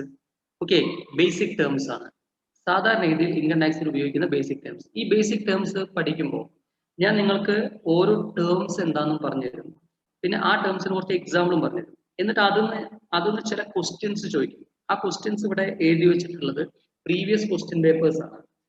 ഇതുമായി റിലേറ്റഡ് ആയിട്ട് കുറച്ച് ക്വസ്റ്റ്യൻസും ഞാൻ ഇവിടെ കളക്ട് ചെയ്ത് കൊടുത്തിട്ടുണ്ട്. അത് BComന്റെ ക്വസ്റ്റ്യൻ പേപ്പറിൽ നിന്നാണ് കൂടുതൽ എടുത്തിട്ടുള്ളത്. അത് പ്രശ്നങ്ങളില്ല. BComന്റെ 5th സെം ക്വസ്റ്റ്യൻ പേപ്പറിൽ നിന്നാണ്. ഏകദേശമൊക്കെ അങ്ങനെ തന്നെയാണ് BBAയുടെ ക്വസ്റ്റ്യൻ പേപ്പറും വരുന്നത്. ഓക്കെ, അപ്പോൾ ആ ക്വസ്റ്റ്യൻ പേപ്പറിൽ നിന്ന് കളക്ട് ചെയ്തിട്ടുള്ള കുറച്ച് ക്വസ്റ്റ്യൻസും ഇവിടെ നിങ്ങൾക്ക് കാണാം. അപ്പൊ ആ ക്വസ്റ്റ്യൻസ് നിങ്ങൾക്ക് തരുന്ന സമയത്ത് ആ ക്വസ്റ്റ്യൻ നിങ്ങൾ നോട്ടിൽ വർക്ക്ഔട്ട് ചെയ്യുക. വർക്ക്ഔട്ട് ചെയ്തിട്ട് നിങ്ങൾ എന്ത് ചെയ്യുക, അതിന്റെ ഉത്തരം എനിക്ക് പറയാം. ചിലതൊക്കെ പെട്ടെന്ന് ചോദിച്ചാൽ ഉത്തരം പറയാൻ പറ്റുന്ന സിമ്പിൾ ക്വസ്റ്റ്യൻസ് ആണ്. അതിന്റെ ആൻസർ നിങ്ങൾ ഒന്ന് റെസ്പോണ്ട് ചെയ്യാം. അടുത്ത ഇതിൽ ബേസിക് ആയിട്ട് ഉപയോഗിക്കുന്ന ഫസ്റ്റ് ടേം, രണ്ട് ടേമുകൾ അസസ്മെന്റ് ഇയർ, പ്രീവിയസ് ഇയർ. ഈ രണ്ട് വാക്കും വളരെ വളരെ ഇമ്പോർട്ടന്റ് ആണ്. കാരണം ഇൻകം ടാക്സ് എന്ന് പറയുന്നത് ഈ രണ്ട് ഇയറുകളെ ബേസ് ചെയ്തിട്ട് വരുന്ന ഒരു കാര്യമാണ്. എന്താണ് അസസ്മെന്റ് ഇയർ, എന്താണ് previous year? What is assessment year എന്നുള്ളൊരു ക്വസ്റ്റ്യൻ നിങ്ങൾക്ക് വന്നു കഴിഞ്ഞാൽ, it is a financial year consisting of 12 months in which the assessment is made എന്നാണ് ഡെഫിനിഷൻ. ഇത് ടെക്സ്റ്റിലുണ്ട്. ഞാനിപ്പോൾ ഈ പറഞ്ഞ ഡെഫിനിഷൻ ടെക്സ്റ്റിലുണ്ട്. It is an financial year. അപ്പൊ ആദ്യം പറഞ്ഞത് it is a financial year consisting of 12 months അല്ലെ. ഇയർ എന്ന് പറയുമ്പോൾ 12 months ആണ്. Starting from 1st April to next March 31st in which the assessment is made. അപ്പോ ഇതാണ് അസസ്മെന്റ് ഇയറിന്റെ definition. What is assessment year എന്നുള്ള ക്വസ്റ്റ്യൻ ഇല്ലാത്ത ഒരു ക്വസ്റ്റ്യൻ പേപ്പർ ഇല്ലതാണ്. ഓക്കെ, ഇനി അതിനേക്കാൾ ഉപരി അസസ്മെന്റ് ഇയർ എന്താണ് കോൺസെപ്റ്റ്? അസസ്മെന്റ് ഇയർ എന്ന് പറയുന്നത് നടപ്പ് വർഷം എന്നാണ് ഇതിന്റെ മലയാളത്തിലുള്ള നടപ്പ് വർഷം. അപ്പൊ അവിടെ അങ്ങനെ ഞാനിപ്പോ നിങ്ങളോട് നടപ്പ് വർഷം എന്ന് പറയുമ്പോൾ നിങ്ങൾ മനസ്സിലേക്ക് വരിക 21, 22 സത്യത്തിൽ ഇപ്പൊ 21, 22 നടന്നുകൊണ്ടിരിക്കുന്നത്. നമ്മളെപ്പോഴും സാമ്പത്തിക വർഷമാണ് പറയുന്നത്, ഫിനാൻഷ്യൽ ഇയർ ആണ് പറയുന്നത്. ഈ ഫിനാൻഷ്യൽ ഇയർ പണ്ട് ബ്രിട്ടീഷുകാരെ കൊണ്ടുവന്ന ഒരു സംഭവമാണ്. ബ്രിട്ടീഷുകാരെ ഇന്ത്യ ഭരിച്ചിരുന്ന കാലഘട്ടത്തിൽ അവരുടെ നാട്ടിലത്തെ വെക്കേഷൻ ടൈം, അല്ലെങ്കിൽ അവരുടെ നാട്ടിലത്തെ ഏറ്റവും നല്ല ഒരു സമയം, അവരുടെ നാട്ടിലത്തെ സ്പ്രിംഗ് സീസൺ എന്നൊക്കെ പറയുന്നത് April, May, June മാസങ്ങളാണ്. അപ്പൊ അവർക്ക് വെക്കേഷൻ പോകാൻ വേണ്ടിയിട്ട് അവര് April 1 തീയതി മുതൽ March 31 വരെ ഒരു വർഷത്തിനെ കണക്കാക്കുകയാണ് ചെയ്തത്. അവർക്ക് ഇവിടുന്ന് ഇന്ത്യയിൽ നിന്ന് വെക്കേഷനിൽ പോകാൻ വേണ്ടിയിട്ട്. അതിനാണ് പിന്നീട് ഫിനാൻഷ്യൽ ഇയർ ആയിട്ട് മാറിയത്. ഓക്കെ, സത്യത്തിൽ കലണ്ടറിൽ നോക്കിക്കഴിഞ്ഞാൽ എല്ലാ വർഷവും January 1 തീയതി തുടങ്ങിയിട്ട് December 31 അവസാനിക്കുന്നത്. അത് കലണ്ടർ ഇയർ ആണ്. ഇപ്പൊ ഈ അടുത്ത കാലത്ത് പറഞ്ഞു കേട്ട ഒരു ഡിസ്കഷൻ എന്താ വെച്ചാൽ, ഈ NDA സർക്കാരിന്റെ കാലഘട്ടത്തിൽ പറഞ്ഞു കേട്ടത് പണ്ട് ബ്രിട്ടീഷുകാർ തുടങ്ങിയ ഈ സിസ്റ്റം വേണ്ട, നമുക്ക് സാധാരണ കലണ്ടർ ഇയർ മതി, അതിലേക്ക് മാറ്റാം എന്നൊക്കെ പറയുന്നുണ്ട്. പക്ഷെ അത് മാറ്റുമ്പോൾ കംപ്ലീറ്റ് മാറ്റണം, ഒരുപാട് മാറ്റങ്ങൾ കൊണ്ടുവരണം. വിചാരിച്ച പോലെ എളുപ്പമല്ല. ഈ ഒരു വർഷം മാറ്റി കഴിഞ്ഞാല് നമ്മുടെ നാട്ടിലത്തെ ഒരുപാട് എന്തുവരും മാറ്റങ്ങൾ നമുക്ക് കൊണ്ടുവരേണ്ടി വരും. ഓക്കെ, ഡെഫിനിഷൻ ഞാൻ ആവശ്യം വരുന്ന ഡെഫിനിഷൻ ഞാൻ പറയാട്ടോ. ഞാൻ ഇപ്പൊ ഈ അസസ്മെന്റ് ഇയറിന്റെ ഡെഫിനിഷൻ പറഞ്ഞു എന്ന് മാത്രമേ ഉള്ളൂ. ഞാൻ നിങ്ങൾക്ക് ഏറ്റവും എളുപ്പത്തിൽ നിങ്ങൾക്ക് എഴുതാൻ പറ്റുന്ന ഡെഫിനിഷൻ ഞാൻ ഇവിടെ പറഞ്ഞു കേട്ടോ. അത് ഞാൻ ഇവിടെ താഴെ എഴുതും കേട്ടോ. പാരിസ്, നോ പ്രോബ്ലം. ക്ലിയർ? എന്താണ് അസസ്മെന്റ് ഇയർ എന്ന് പറയുന്നത്? അസസ്മെന്റ് ഇയർ എന്ന് പറയുന്നത് മലയാളം നടപ്പ് വർഷം എന്നാണ്. ഇതെങ്ങനെയാണ്? ഇത് 12 months ആണ്. എത്ര മാസമാണ്? 12 months ആണ്. ഇത് എല്ലാ വർഷവും ഏപ്രിൽ 1-ാം തീയതി സ്റ്റാർട്ട് ചെയ്യുന്നു. എല്ലാ വർഷവും ഏപ്രിൽ 1-ാം തീയതി സ്റ്റാർട്ട് ചെയ്യുന്നു. എന്നിട്ട് അടുത്ത വർഷം മാർച്ച് 31-ാം തീയതി അവസാനിക്കുന്നു. ഓക്കെ, അപ്പൊ അങ്ങനെ വരുമ്പോൾ എല്ലാ വർഷത്തിലും ഉണ്ടാകുന്ന ഒരു പ്രത്യേകത എന്ന് പറയുന്നത് ഇതിലൊരു ബ്രേക്ക് വരും എന്നുള്ളതാണ്. ഒരു ബ്രേക്ക് വരും. ഒരു വർഷത്തിന്റെ 9 മാസവും അടുത്ത വർഷത്തിന്റെ 3 മാസവും വരും. ഒരു വർഷത്തിന്റെ 9 മാസവും അടുത്ത വർഷത്തിന്റെ എത്ര മാസം വരും? 3 മാസം വരും. ക്ലിയർ? ഇതാണ് നമ്മുടെ എല്ലാ അസസ്മെന്റ് ഇയറിന്റെ ഒരു പ്രത്യേകത. അപ്പൊ അതുകൊണ്ട് തന്നെ അസസ്മെന്റ് ഇയർ 2 ഇയർ ആയിട്ടേ പറയാൻ പറ്റുള്ളൂ. ഫോർ എക്സാമ്പിൾ, ഇപ്പോഴത്തെ അസസ്മെന്റ് ഇയർ എന്ന് പറഞ്ഞു കഴിഞ്ഞാൽ 2020-21 ആണ്. നിങ്ങളെ സംബന്ധിച്ചിടത്തോളം ഇപ്പൊ ശരിക്കും പറഞ്ഞാൽ ജൂണായി. അതിപ്പോ പരീക്ഷ നീണ്ടുപോയതും ഇത് കോവിഡ് വന്നതും കാരണം കൊണ്ടാണ് ഇങ്ങനെ മാറിയത്. സത്യത്തിൽ ഇത് മാർച്ചിൽ കഴിയേണ്ട പരീക്ഷയാണ്. അപ്പൊ മാർച്ചിനെ അടിസ്ഥാനപ്പെടുത്തിയിട്ടാണ് നമ്മൾ പറയാ. ഓക്കെ, ഏത് മാർച്ചിലാണ് പരീക്ഷ കഴിയേണ്ടത്? മാർച്ചിനെ അടിസ്ഥാനപ്പെടുത്തിയിട്ടാണ് നമ്മൾ പറയുന്നത്. ഇനി വരുന്ന അടുത്ത ബാച്ചിലെ കുട്ടികളെ സംബന്ധിച്ചിടത്തോളം അവരുടെ അസസ്മെന്റ് ഇയർ മാറും. ഇപ്പൊ നിങ്ങളുടെ അസസ്മെന്റ് ഇയറിന് മാറ്റമില്ല. 2020-21 ആണ് നിങ്ങളുടെ അസസ്മെന്റ് ഇയർ. ഓക്കെ, ഇതിൽ 2020-ലെ 9 മാസവും 2021-ലെ 3 മാസവുമാണ് ഇതിലുണ്ടാവുക. ഓക്കെ, ഇതാണ് അസസ്മെന്റ് ഇയർ. ഇനി നേരത്തെ പറഞ്ഞ പോലെ ഇതിനൊരു സിമ്പിൾ ഡെഫിനേഷൻ പറഞ്ഞു കഴിഞ്ഞാൽ it is the assessment year consists of 12 months. Okay, 12 months commencing from 1st April to next year 31st March. ഇങ്ങനെയാണ് ഇതിന്റെ ഡെഫിനിഷൻ വരുന്നത്. ഓക്കെ, ഇത് ഇത്രയും ഡെഫിനിഷൻ എഴുതേണ്ട കാര്യമുള്ളൂ. 1 mark. It consist of 12 months starting from 1st April to next 31st March. ഇന്ന് നിങ്ങൾക്ക് ഒരു കാര്യം കൂടെ മനസ്സിലാക്കാം. ഓക്കെ, ഡ്യൂറിങ് ദിസ് ഇയർ, ഈ വർഷത്തിലാണ് നമ്മൾ ടാക്സ് അസസ് ചെയ്യുന്നത്. During this year tax is assessed. ഈ വർഷത്തിലാണ് നമ്മുടെ ടാക്സ് അസസ് ചെയ്യപ്പെടുന്നത്. ഇപ്പൊ നമ്മൾ ടാക്സ് കണക്കാക്കുന്നത് 2020-2021 എന്ന് പറഞ്ഞ വർഷത്തിലാണ്. ഓക്കെ, അപ്പൊ 2020-2021 എന്ന് പറയുന്ന വർഷം, ഈ വർഷം എഴുതുമ്പോൾ ശ്രദ്ധിക്കുക. ഞാൻ പറഞ്ഞു ഇന്നത്തെ ക്ലാസ്സിൽ കുറച്ച് ബേസിക് ആയിട്ടുള്ള കാര്യങ്ങളാണ്. ഈ ബേസിക് ആയിട്ടുള്ള കാര്യങ്ങൾ മനസ്സിലാക്കിയാലാണ് മറ്റുള്ള കാര്യങ്ങൾ നമുക്ക് ചെയ്യാൻ പറ്റുള്ളൂ. ഈ വർഷത്തില് ഒരു കേന്ദ്ര ബഡ്ജറ്റ് ഇറങ്ങിയിട്ടുണ്ടായിരിക്കും. ഓക്കെ, ആ ബഡ്ജറ്റിലുള്ള റേറ്റിനെ അടിസ്ഥാനപ്പെടുത്തിയിട്ടാണ് ടാക്സ് റേറ്റ് വരുന്നത്. അപ്പോ ടാക്സ് റേറ്റ് ഏത് ബഡ്ജറ്റിലാണ് വരിക? 2020-21 എന്ന് പറയുമ്പോൾ 20-ല് ഒരു ബഡ്ജറ്റ് ഇറങ്ങിയിട്ടുണ്ടാവും. 2020-ലെ ഒരു ബഡ്ജറ്റ് ഇറങ്ങിയിട്ടുണ്ടാവും. അതായത് ഇവിടേക്ക് വെച്ചിട്ട് ഫെബ്രുവരി മാസത്തില് 2020-ന്റെ സ്റ്റാർട്ടിങ്ങിലെ ഫെബ്രുവരി മാസത്തില് ഒരു ബഡ്ജറ്റ് ഇറങ്ങിയിട്ടുണ്ടാവും. ആ ബഡ്ജറ്റിനെ അടിസ്ഥാനപ്പെടുത്തിയിട്ടാണ് ഈ വർഷത്തേക്ക് കംപ്ലീറ്റ് ടാക്സ് റേറ്റും വരുന്നത്. ടാക്സ് റേറ്റ് കംപ്ലീറ്റ് വരുന്നത് ആ ബഡ്ജറ്റിനെ അടിസ്ഥാനപ്പെടുത്തിയിട്ടാണ്. അതുകൊണ്ടാണ് ഈ ഇൻകം ടാക്സ് മാറ്റമുള്ള സബ്ജക്റ്റ് ആണ്. ഓരോ ദിവസവും മാറുന്നു, അല്ലെങ്കിൽ ഓരോ വർഷവും കാര്യമായ മാറ്റം വരുന്നുണ്ട്. ഓരോ ബഡ്ജറ്റിലും ഈ പല റൂളുകളും പൊളിച്ചെഴുതും. അങ്ങനെ പൊളിച്ചെഴുതും, റേറ്റ് മാറ്റി എഴുതും. അങ്ങനെയൊക്കെ വരുമ്പോൾ ഒരുപാട് മാറ്റങ്ങൾ സംഭവിക്കുന്ന ഒരു സബ്ജക്റ്റ് ആണ് income tax. Okay, this is assessment year. ഇതാണ് അസസ്മെന്റ് ഇയർ. ഇനി ഇതിന്റെ തൊട്ട് മുമ്പത്തെ വർഷത്തിനെ നമ്മൾ വിളിക്കുന്ന പേരാണ് പ്രീവിയസ് ഇയർ. ഓക്കെ, ഈ അസസ്മെന്റ് ഇയറിന്റെ സെക്ഷൻ വേണമെങ്കിൽ ഒന്ന് എല്ലാവരും നോട്ട് ചെയ്യാം. ഇത് സെക്ഷൻ 2 ആണ്. വലിയ ഇമ്പോർട്ടന്റ് ഒന്നല്ല. നിങ്ങൾക്ക് നല്ല മാർക്ക് സ്കോർ ചെയ്യാനായിട്ട് വേണമെങ്കിൽ സെക്ഷൻ ഒക്കെ കാണിച്ച് എക്സാമിനറിനെ ഇംപ്രസ് ചെയ്യാം. പക്ഷെ ചില സെക്ഷൻസ് മസ്റ്റ് ആണ്. അസസ്മെന്റ് ഇയറിന്റെ സെക്ഷൻ നിർബന്ധമൊന്നുമല്ല, പ്രീവിയസ് ഇയറിന്റെ സെക്ഷൻ നിർബന്ധമല്ല. പക്ഷെ അത് ചില സെക്ഷൻസ് ഇനി വരാനുണ്ട്, പഠിക്കാൻ വരാനുണ്ട്. അത് മസ്റ്റ് ആണ്. അത് നമ്മൾ പഠിച്ചിരിക്കണം, കാണാതെ പഠിച്ചിരിക്കണം. അത് ഞാൻ ക്ലാസ് കഴിഞ്ഞ് ഏറ്റവും അവസാന ദിവസം പറയേണ്ടത് ഏറ്റവും ഇമ്പോർട്ടന്റ് ആയിട്ടുള്ള സെക്ഷൻസ് ഏതൊക്കെയാണെന്നുള്ള കാര്യം പറയേണ്ടത്. ഓക്കെ, ഇനി പ്രീവിയസ് ഇയർ. എന്താണ് പ്രീവിയസ് ഇയർ? പ്രീവിയസ് ഇയറിന്റെ ഡെഫിനിഷൻ പറയുന്നത് previous year is the previous year is the financial year immediately preceding the assessment year. Immediately preceding the assessment year. Assessment year തൊട്ട് മുമ്പേ കിടക്കുന്ന വർഷത്തിനെയാണ് previous year എന്ന് പറയുന്നത്. ഇത് assessment year ആണെങ്കിൽ ഇതിന് തൊട്ട് മുമ്പത്തെ വർഷമാണ് previous year. ഓക്കെ, ഇപ്പൊ അസസ്മെന്റ് ഇയർ 2020-21 ആണ് നമ്മുടെ. അപ്പൊ നമ്മുടെ പ്രീവിയസ് ഇയർ എന്ന് പറയുന്നത് 2019-20 ആണ്. ഇതാണ് പ്രീവിയസ് ഇയർ. ഓക്കെ, അപ്പൊ പ്രീവിയസ് ഇയർ എന്ന് പറഞ്ഞാൽ അസസ്മെന്റ് ഇയറിന്റെ തൊട്ട് മുമ്പ് വരുന്ന വർഷത്തിനെയാണ് പ്രീവിയസ് ഇയർ എന്ന് പറയുന്നത്. അപ്പൊ ഇവിടെ ശ്രദ്ധിക്കേണ്ട ഒരു പ്രധാനപ്പെട്ട കാര്യം, ഈ അസസ്മെന്റ് ഇയറിലെ റേറ്റ് ആണ് നമ്മൾ എടുക്കുക. അത് ആ വർഷം ഇറങ്ങിയിട്ടുള്ള ബഡ്ജറ്റിനെ അടിസ്ഥാനപ്പെടുത്തിയിട്ടാണ്. എന്നാൽ ഈ റേറ്റ് അടിസ്ഥാനത്തിൽ നമ്മൾ ഇൻകം എടുക്കുന്നത് പ്രീവിയസ് ഇയറിലെയാണ്. അതായത് ഇപ്പൊ ഞാനൊരു അധ്യാപകനാണ്, എനിക്ക് മാസം മാസം ശമ്പളം കിട്ടുന്നുണ്ട്. അപ്പൊ എനിക്ക് ശമ്പളം കിട്ടുന്നത്, നിങ്ങൾ വിചാരിക്കുക, അപ്പൊ എനിക്ക് ശമ്പളം കിട്ടുന്നത് ഒരു 30,000 രൂപയാണ് ശമ്പളം എന്ന് വിചാരിക്കാം.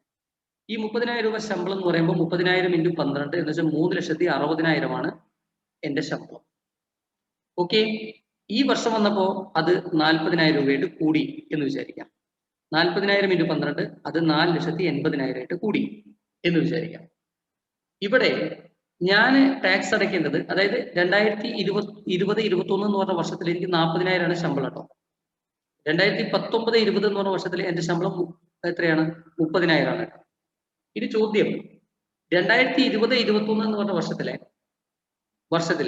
ഞാൻ ഏത് ശമ്പളത്തിന്റെ ടാക്സ് ആണ് അടയ്ക്കേണ്ടത് എന്നതാണ് ചോദ്യം. ഏത് ശമ്പളത്തിന്റെ മുകളിലാണ് ടാക്സ് അടയ്ക്കേണ്ടത് എന്ന ചോദ്യത്തിന്റെ ഉത്തരം 2020-21 എന്ന് പറഞ്ഞ വർഷത്തിൽ ഞാൻ കഴിഞ്ഞ വർഷത്തെ ശമ്പളത്തിന് മീതെയാണ് ടാക്സ് അടയ്ക്കേണ്ടത്. അതായത് ഈ വർഷം ഞാൻ ടാക്സ് അടയ്ക്കാൻ പോകുന്നത് 3,60,000 മീതെയാണ്. അപ്പൊ ഗവൺമെന്റ് പറയുന്നത് നിങ്ങൾക്ക് ഒരു വർഷം സമയമുണ്ട്, നിങ്ങൾ ഇൻകം ടാക്സ് എന്ത് ചെയ്യണ്ട, ഇൻകം ടാക്സ് വെട്ടിക്കാൻ നോക്കണ്ട, ഇൻകം ടാക്സിനെ നിങ്ങൾ പേടിക്കണ്ട ആളുകളോട് പറയുന്നത്. എന്താന്ന് വെച്ചാല് നിങ്ങൾക്ക് ഒരു വർഷം സമയമുണ്ട്. കഴിഞ്ഞ ഒരു കൊല്ലം മുഴുവൻ കിട്ടിയ ശമ്പളത്തിന് മീതെ ഞങ്ങൾ കഴിഞ്ഞ വർഷം ടാക്സ് ചോദിച്ചു? ഇല്ല, ഞങ്ങൾ ചോദിക്കുന്നത് തൊട്ടടുത്ത വർഷത്തിലാണ്. അപ്പൊ 2019-20 ഇൻകത്തിന് മീതെ 2020-21 ടാക്സ് അടച്ചാൽ മതി. ഓക്കെ, 2020-21 ഇൻകത്തിന് മീതെ 2021-22 ടാക്സ് അടച്ചാൽ മതി. ഒരു വർഷത്തെ സാവകാശം ഉണ്ട്, സർക്കാർ നമുക്ക് ഒരു വർഷത്തെ സാവകാശം തന്നിട്ടുണ്ട്. ആ ഒരു സാവകാശം ഉപയോഗിച്ചിട്ടേ ടാക്സ് അടയ്ക്കേണ്ട കാര്യമുള്ളൂ. അതുകൊണ്ടാണ് പ്രീവിയസ് ഇയറിന് ഇമ്പോർട്ടൻസ് കൊടുക്കുന്നത്. പ്രീവിയസ് ഇയറിന്റെ ഇൻകത്തിന് മീതെ അസസ്മെന്റ് ഇയറിലെ റേറ്റ് അടിസ്ഥാനപ്പെടുത്തിക്കൊണ്ടാണ് ടാക്സ് അടയ്ക്കുക. ഓക്കെ, അപ്പൊ എല്ലാ ആൾക്കാർക്കും ഒരു വർഷത്തെ സമയം കിട്ടുന്നുണ്ട് ടാക്സ് അടയ്ക്കാൻ. എന്നിട്ടും ടാക്സ് അടയ്ക്കാതിരിക്കുന്നത് അക്രമം എന്നല്ലാതെ വേറെ ഒന്നും പറയാൻ പറ്റില്ല. അതായത് ആരുടെയും ഗവൺമെന്റ് പിടിച്ച് ടാക്സ് വാങ്ങുന്നില്ല എന്നർത്ഥം. എല്ലാവരും വോളണ്ടിയർലി ഒരു വർഷം സമയമെടുത്ത് കംഫർട്ടബിൾ ആയിട്ടാണ് ടാക്സ് അടച്ചുകൊണ്ടിരിക്കുന്നത്. ഓക്കെ, ഇതാണ് പ്രീവിയസ് ഇയറും അസസ്മെന്റ് ഇയറും തമ്മിലുള്ള വ്യത്യാസം. മക്കൾക്ക് ഇപ്പൊ ഈ പറഞ്ഞ വേർഡ്സിന്റെ മീനിങ് ഇതുവരെ പറഞ്ഞതൊക്കെ ക്ലിയർ ആയി മനസ്സിലായി വിചാരിക്കുന്നു. ഓക്കെ, ഞാൻ അതിലെ ഡൗട്ട് ചോദിക്കാനും മറ്റുള്ള കാര്യങ്ങൾക്ക് സമയം തരാം. ഈ പ്രീവിയസ് ഇയറിന് just wait. Okay, assessment year പറഞ്ഞു, പ്രീവിയസ് ഇയർ പറഞ്ഞു. ഇനി ഈ പ്രീവിയസ് ഇയറിന് ചില എക്സംഷൻസ് ഉണ്ട്. അതായത് എക്സംഷൻസ് പറഞ്ഞാൽ ചില ഡൗട്ടുകൾ സാധാരണ ചോദിക്കാറുണ്ട്. സാർ, ഇപ്പൊ സാർ പറഞ്ഞു ഏത് വർഷമാണോ ഞാൻ ഈ വർഷം കഴിഞ്ഞ കൊല്ലത്തിന് മീതെ ടാക്സ് അടച്ചാൽ മതി. ഓക്കെ, ഈ വർഷത്തെ ഇൻകത്തിന് മീതെ അടുത്ത വർഷം ടാക്സ് അടച്ചാൽ മതി.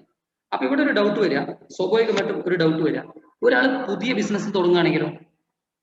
ഇപ്പൊ ഈ വർഷമാണ് ഇയാള് ബിസിനസ് തുടങ്ങുന്നത് എങ്കിൽ അയാളുടെ പ്രീവിയസ് ഇയർ ഏതായിരിക്കും? അങ്ങനെ ഒരു ഡൗട്ട് വരില്ലേ? ഇപ്പൊ ഞാൻ ബിസിനസ് തുടങ്ങുന്നത് ഈ വർഷം തന്നെയാണ് എന്ന് വിചാരിക്കുന്നത്. അപ്പൊ എന്റെ പ്രീവിയസ് ഇയർ ഏതാണ്? ഇപ്പൊ ഞാൻ 2020-21 ഞാൻ ബിസിനസ് തുടങ്ങിയതെങ്കിൽ, ഓക്കെ, 2020-21 ഞാൻ ബിസിനസ് തുടങ്ങിയതെങ്കിൽ ഈ 2020-21 എന്ന് പറഞ്ഞാൽ എനിക്ക് പ്രീവിയസ് ഇയർ ഏതാണ് സാർ? അപ്പൊ അവിടുത്തെ ചോദ്യത്തിന് ഉത്തരം 2020-21 തന്നെയാണ് നിങ്ങളുടെ പ്രീവിയസ് ഇയർ. നിങ്ങൾ ഈ വർഷം പുതിയതായിട്ട് ബിസിനസ് തുടങ്ങുകയാണെങ്കിൽ ഗവൺമെന്റ് പറയുന്നത് നിങ്ങൾ ഈ വർഷം ടാക്സ് അടയ്ക്കണ്ട, നിങ്ങൾ അടുത്ത കൊല്ലം ടാക്സ് അടച്ചാൽ മതി. ഈ വർഷം നിങ്ങളുടെ പ്രീവിയസ് ഇയർ ആണ്. That is new business for new business. Okay, yes. അപ്പോ ന്യൂ ബിസിനസിനെ സംബന്ധിച്ചിടത്തോളം നമുക്ക് എന്താണ് പ്രീവിയസ് ഇയർ വരുന്നത്? ഏത് വർഷമാണോ നിങ്ങൾ ബിസിനസ് തുടങ്ങിയത് ആ വർഷമാണ്. ഇനിയിപ്പോ ന്യൂ സോഴ്സ് ഓഫ് ഇൻകം. ഉദാഹരണം പറഞ്ഞാൽ, ഇപ്പൊ ഞാൻ ഒരു സ്ഥലത്ത് ജോലി ചെയ്തുകൊണ്ടിരിക്കുന്ന ഒരാളാണ്. ഓക്കെ, ഇപ്പൊ എനിക്കൊരു എക്സാമ്പിൾ പറഞ്ഞാൽ, ഇപ്പൊ ഞാൻ ഇവിടെ അധ്യാപകനായിട്ട് ജോലി ചെയ്യുന്ന ഒരാളാണ്. ഞാനിപ്പോ സ്വകാര്യ മേഖലയിൽ പ്രൈവറ്റ് സെക്ടറിലാണ് ജോലി ചെയ്യുന്നത്. ഓക്കെ, അപ്പൊ ഞാൻ ടാക്സബിൾ അല്ലായിരുന്നു വിചാരിക്കുക, എന്റെ ശമ്പളം കുറവായിരുന്നു, എനിക്ക് ടാക്സബിൾ അല്ലായിരുന്നു. എനിക്ക് ഗവൺമെന്റ് മേഖലയിൽ ഒരു അപ്പോയിന്റ്മെന്റ് കിട്ടി, ഏതെങ്കിലും ഒരു ഗവൺമെന്റ് ഡിപ്പാർട്ട്മെന്റിൽ ജോലി കിട്ടിയെന്ന് വിചാരിക്കാം. അപ്പൊ അതൊരു ന്യൂ സോഴ്സ് ഓഫ് ഇൻകം ആണ്. ഇതുവരെ എനിക്ക് കിട്ടിയിരുന്നത് സ്വകാര്യ മേഖലയിലെ ശമ്പളമാണ്, ഞാൻ അധ്യാപകനായിരുന്നു. ഓക്കെ, പെട്ടെന്ന് ഞാൻ മറ്റൊരു മേഖലയിലേക്ക് മാറുകയാണ്, സർക്കാർ മേഖലയിലേക്ക് മാറുകയാണ്, അല്ലെങ്കിൽ വേറൊരു മേഖലയിലേക്ക് ഞാൻ മാറുകയാണ്. അങ്ങനെ മാറുമ്പോൾ എന്റെ സോഴ്സ് ഓഫ് ഇൻകം മാറി. ഓക്കെ, ആ സോഴ്സ് ഓഫ് ഇൻകം ഇപ്പൊ ഈ വർഷം കിട്ടിയിട്ടുള്ളൂ, ഈ വർഷം മുതൽ സ്റ്റാർട്ട് ചെയ്തിട്ടുള്ളൂ. അപ്പൊ ഞാനിപ്പോ സർക്കാർ മേഖലയിലേക്ക് മാറി, ഗവൺമെന്റ് സെക്ടറിലേക്ക് മാറി, ഗവൺമെന്റ് സെക്ടറിലേക്ക് ശമ്പളം കിട്ടി തുടങ്ങിയാൽ ഇൻകം ടാക്സ് അടയ്ക്കേണ്ടത് ഏത് വർഷത്തിലാണ്? ഇപ്പൊ ഈ വർഷമാണ് ഞാൻ മാറിയതെങ്കിൽ അടുത്ത വർഷം മുതൽ ഇൻകം ടാക്സ് അടയ്ക്കേണ്ട ആവശ്യമുള്ളൂ. അപ്പൊ നിങ്ങൾക്ക് എന്നാണ് പുതിയ ജോലി കിട്ടിയത്, അന്ന് മുതലായിരിക്കും നിങ്ങളുടെ പ്രീവിയസ് ഇയർ. അതായത് ഇപ്പൊ 2020-21 ജോലി കിട്ടിയതെങ്കിൽ അതായിരിക്കും നിങ്ങളുടെ പ്രീവിയസ് ഇയർ. അപ്പൊ ഇതിന്റെ ഇൻകം ടാക്സ് നിങ്ങൾ അടുത്ത വർഷേ അടയ്ക്കേണ്ട ആവശ്യം. Got it? ഓക്കെ മക്കളെ, ശ്രദ്ധിക്കും. അപ്പൊ നമുക്കിപ്പോ 5 മാർക്കായിട്ടാണ്, 5 മാർക്കായി. ഞാൻ വെറുതെ പറയുന്നതല്ല, 5 മാർക്ക്. നിങ്ങൾ ക്വസ്റ്റ്യൻ പേപ്പർ കഴിഞ്ഞിട്ട് എന്നോട് പറയാം 5 മാർക്ക് കിട്ടിയില്ലേ. First, tax. What is tax and what are the different types of taxes? One is direct tax and another is indirect tax. You can expect a 4 mark question from that. ഒരു 4 മാർക്കിന് ചോദ്യം ചോദിക്കാം, distinguish between direct tax and indirect tax with examples. പ്രതീക്ഷിക്കാം, പക്ഷെ ഞാൻ ഉറപ്പ് പറയുന്നില്ല ആ ക്വസ്റ്റ്യൻ വരുന്നു. പക്ഷെ ഉറപ്പ് വരുന്ന ഒരു ക്വസ്റ്റ്യൻ ഇവിടെ പറയാം, 2 മാർക്കിന്റെ ഒരു ക്വസ്റ്റ്യൻ പറയാം. എന്താണ്? ഡിഫൈൻ അസസ്മെന്റ് ഇയർ അല്ലെങ്കിൽ ഡിഫൈൻ പ്രീവിയസ് ഇയർ. ഇത് ഏതെങ്കിലും ഒന്ന് 2 മാർക്കിന്റെ ഒരു ചോദ്യമായിട്ട് വരും, അല്ലെങ്കിൽ 1 മാർക്കിന്റെ ചോദ്യമായിട്ട് വരും. അപ്പൊ 3, 2, 5 മാർക്കായി. Okay, define assessment year. What is assessment year? Assessment year consists of 12 months starting from 1st April to next 31st March of the next year. Assessment year എന്ന് പറയുന്നത് മലയാളത്തിൽ പറയുകയാണെങ്കിൽ ഏത് വർഷമാണോ നമ്മൾ ടാക്സ് കണക്കാക്കുന്നത് ആ വർഷത്തിനെയാണ് അസസ്മെന്റ് ഇയർ എന്ന് പറയുന്നത്. അതിന് തൊട്ടുമ്പോ വരുന്ന വർഷത്തിനെയാണ് പ്രീവിയസ് ഇയർ എന്ന് പറയുന്നത്. ഓക്കെ, നമ്മുടെ ഇപ്പോഴത്തെ അസസ്മെന്റ് ഇയർ എന്ന് പറയുന്നത് 2020-2021 നമ്മുടെ പ്രീവിയസ് ഇയർ എന്ന് പറയുന്നത് 19-20 1920 നമ്മുടെ പ്രീവിയസ് ഇയർ. ഇതിന് 2 എക്സംഷൻ ഉണ്ട്. പുതിയതായിട്ട് ഒരു ബിസിനസ് തുടങ്ങുന്ന ആൾക്കാരെ സംബന്ധിച്ചിടത്തോളം അവർ ഏത് വർഷമാണോ ബിസിനസ് തുടങ്ങുന്നത് അത് പ്രീവിയസ് ഇയർ ആയിരിക്കും, അവർക്ക് മുമ്പത്തെ വർഷമില്ല. പുതിയതായിട്ട് ഒരു സോഴ്സ് ഓഫ് ഇൻകം കണ്ടെത്തുന്ന ആൾക്കാരെ സംബന്ധിച്ചിടത്തോളം, ഞാൻ പറഞ്ഞപ്പോൾ ജോലി മാറി വേറൊരു ജോലി കിട്ടി അങ്ങനെയൊക്കെ വരുന്ന സമയത്ത് ന്യൂ സോഴ്സ് ഓഫ് ഇൻകം വരികയാണെങ്കിൽ ഏത് വർഷമാണോ നിങ്ങൾക്ക് പുതിയ ജോലി കിട്ടിയത് അന്ന് മുതലായിരിക്കും നിങ്ങളുടെ പ്രീവിയസ് ഇയർ.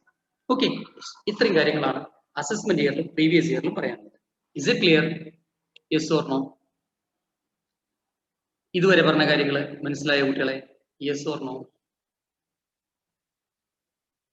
ഇത് എഴുതിയെടുത്തോളൂ കേട്ടോ, ഡെഫിനിഷൻ ഇവിടെ തന്നെ എഴുതിയിട്ടുണ്ട്. ഓക്കെ, നിങ്ങൾക്ക് പിന്നെ ഡെഫിനിഷൻസ് ഞാൻ ഒരുപാട് എഴുതി തരുന്നില്ല, ഞാൻ അത്യാവശ്യം വേണ്ട ഡെഫിനിഷൻ മാത്രമേ ഇവിടെ എഴുതുന്നുള്ളൂ. മറ്റുള്ള കാര്യങ്ങൾ ഈ ക്ലാസ്സിന്റെ റെക്കോർഡിംഗ് യൂട്യൂബ് ലൈവ് നിങ്ങൾക്ക് ഉണ്ടാവും, യൂട്യൂബിൽ നിങ്ങൾ നോക്കി നോക്കൂ കേട്ടോ.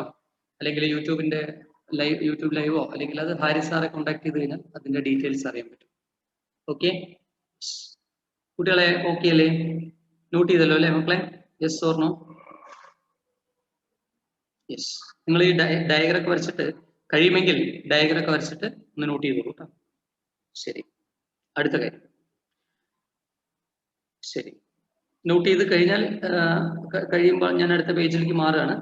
Okay, yes. എന്തെങ്കിലും ഡൗട്ട് വരുമ്പോൾ ചോദിക്കണം, ചോദിക്കാൻ മടി കാണിക്കരുത്. ശരി, ഇനി അടുത്തത് എന്താന്ന് വെച്ചാല് അടുത്തൊരു കാര്യം, നമ്മള് ഒരു ടേം ആണ്, ഈ ടേമിന്റെ പേര് യെസ്, ഈ ഡയറക്ട് ടാക്സും ഇൻഡയറക്ട് ടാക്സും പറഞ്ഞപ്പോൾ ഒരു പോയിന്റ് പറയാൻ വിട്ടുപോയി. Direct tax is A progressive tax, indirect tax is A regressive tax. ഈ 2 വാക്കുകൾ പഠിച്ചു വെച്ചോളൂ കേട്ടോ. ഡയറക്ട് ടാക്സ് ഒരു പ്രോഗ്രസീവ് ടാക്സ് ആണ്, ഇൻഡയറക്ട് ടാക്സ് ഒരു റിഗ്രസീവ് ടാക്സ് ആണ്. ഈ പ്രോഗ്രസീവ് ടാക്സ് എന്ന് പറഞ്ഞു കഴിഞ്ഞിട്ടുണ്ടെങ്കിൽ വരുമാനം കൂടുന്നതിനനുസരിച്ച് എന്തു കൂടും? ടാക്സും കൂടും. അതാണ് പ്രോഗ്രസീവ് ടാക്സ്. എന്നാൽ എല്ലാവർക്കും ഒരേ ഫ്ലാറ്റ് റേറ്റിൽ വരും, അതാണ് റിഗ്രസീവ് ടാക്സ്. ഇത് ഒരു സ്ലാബ് റേറ്റിലാണ് വരിക. ഓക്കെ, ഇത് ഒരു ഫ്ലാറ്റ് റേറ്റിലാണ് വരിക. അതാണ് പ്രോഗ്രസീവ് ടാക്സും റിഗ്രസീവ് ടാക്സും നമ്മൾ വ്യത്യാസം. അതും കൂടെ നിങ്ങൾ നോട്ടിലൊന്ന് നോട്ട് ചെയ്യാം. ഇപ്പൊ പല ആൾക്കാർക്കും ഇതിന്റെ വ്യത്യാസം മനസ്സിലായിണ്ടാവില്ല. What is progressive versus regressive tax? Progressive versus regressive tax.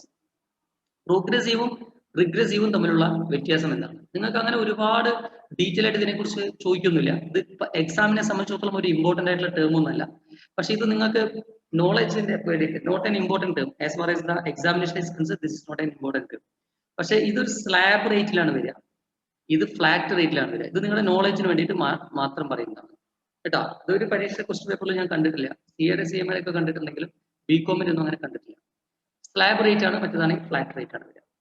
Sir എന്താണ് ഈ പ്രോഗ്രസീവ്, എന്താണ് ഫ്ലാറ്റ് റേറ്റ് എന്നാണ്? ഇവിടെ എന്താ സംഭവം എന്ന് വെച്ചാല് ഇവിടെ പറയുന്നത് 2,50,000 മുതൽ 5 ലക്ഷം വരെ 5%, 5 ലക്ഷം മുതൽ 10 ലക്ഷം വരെ 20%, 10 ലക്ഷം മുതൽ മുകളിലേക്ക് 30%, ഇങ്ങനെയാണ് ടാക്സ് റേറ്റ് പറയുന്നത്. അതായത് വരുമാനം കൂടുന്തോറും ടാക്സ് റേറ്റ് കൂടുന്നു.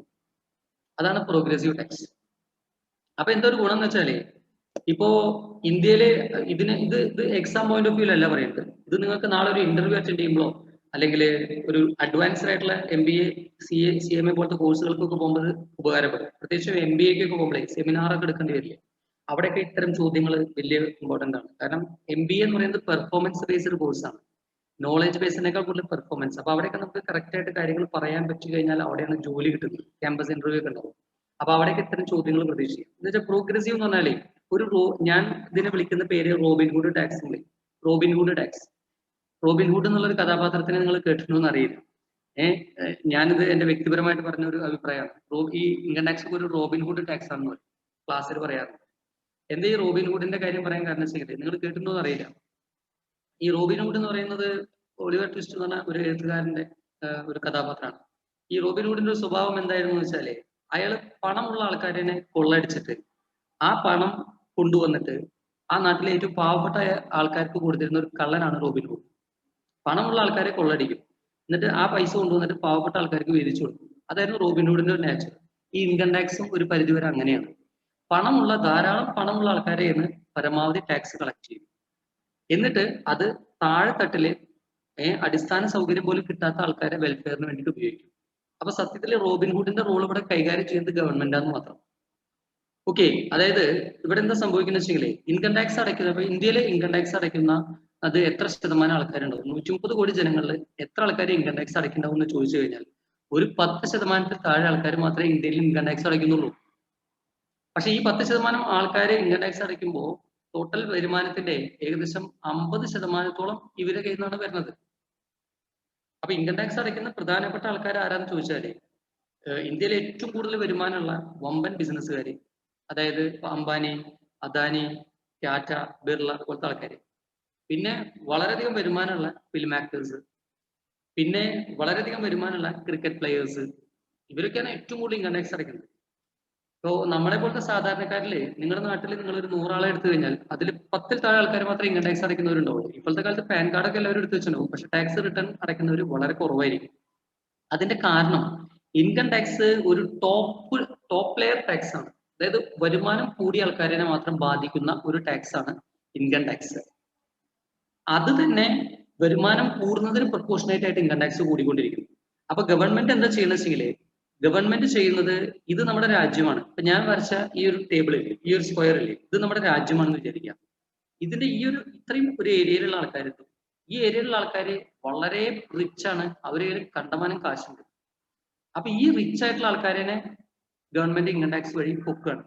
എന്നിട്ട് ഈ പൈസ ഇതിന്റെ താഴെ തട്ടിൽ കിടക്കുന്ന ഒരു സമൂഹമുണ്ട്, ഇടത്തരക്കാരല്ല പറഞ്ഞ ഏറ്റവും ലോവർ ആയിട്ട് കിടക്കുന്ന ആൾക്കാരുണ്ട്.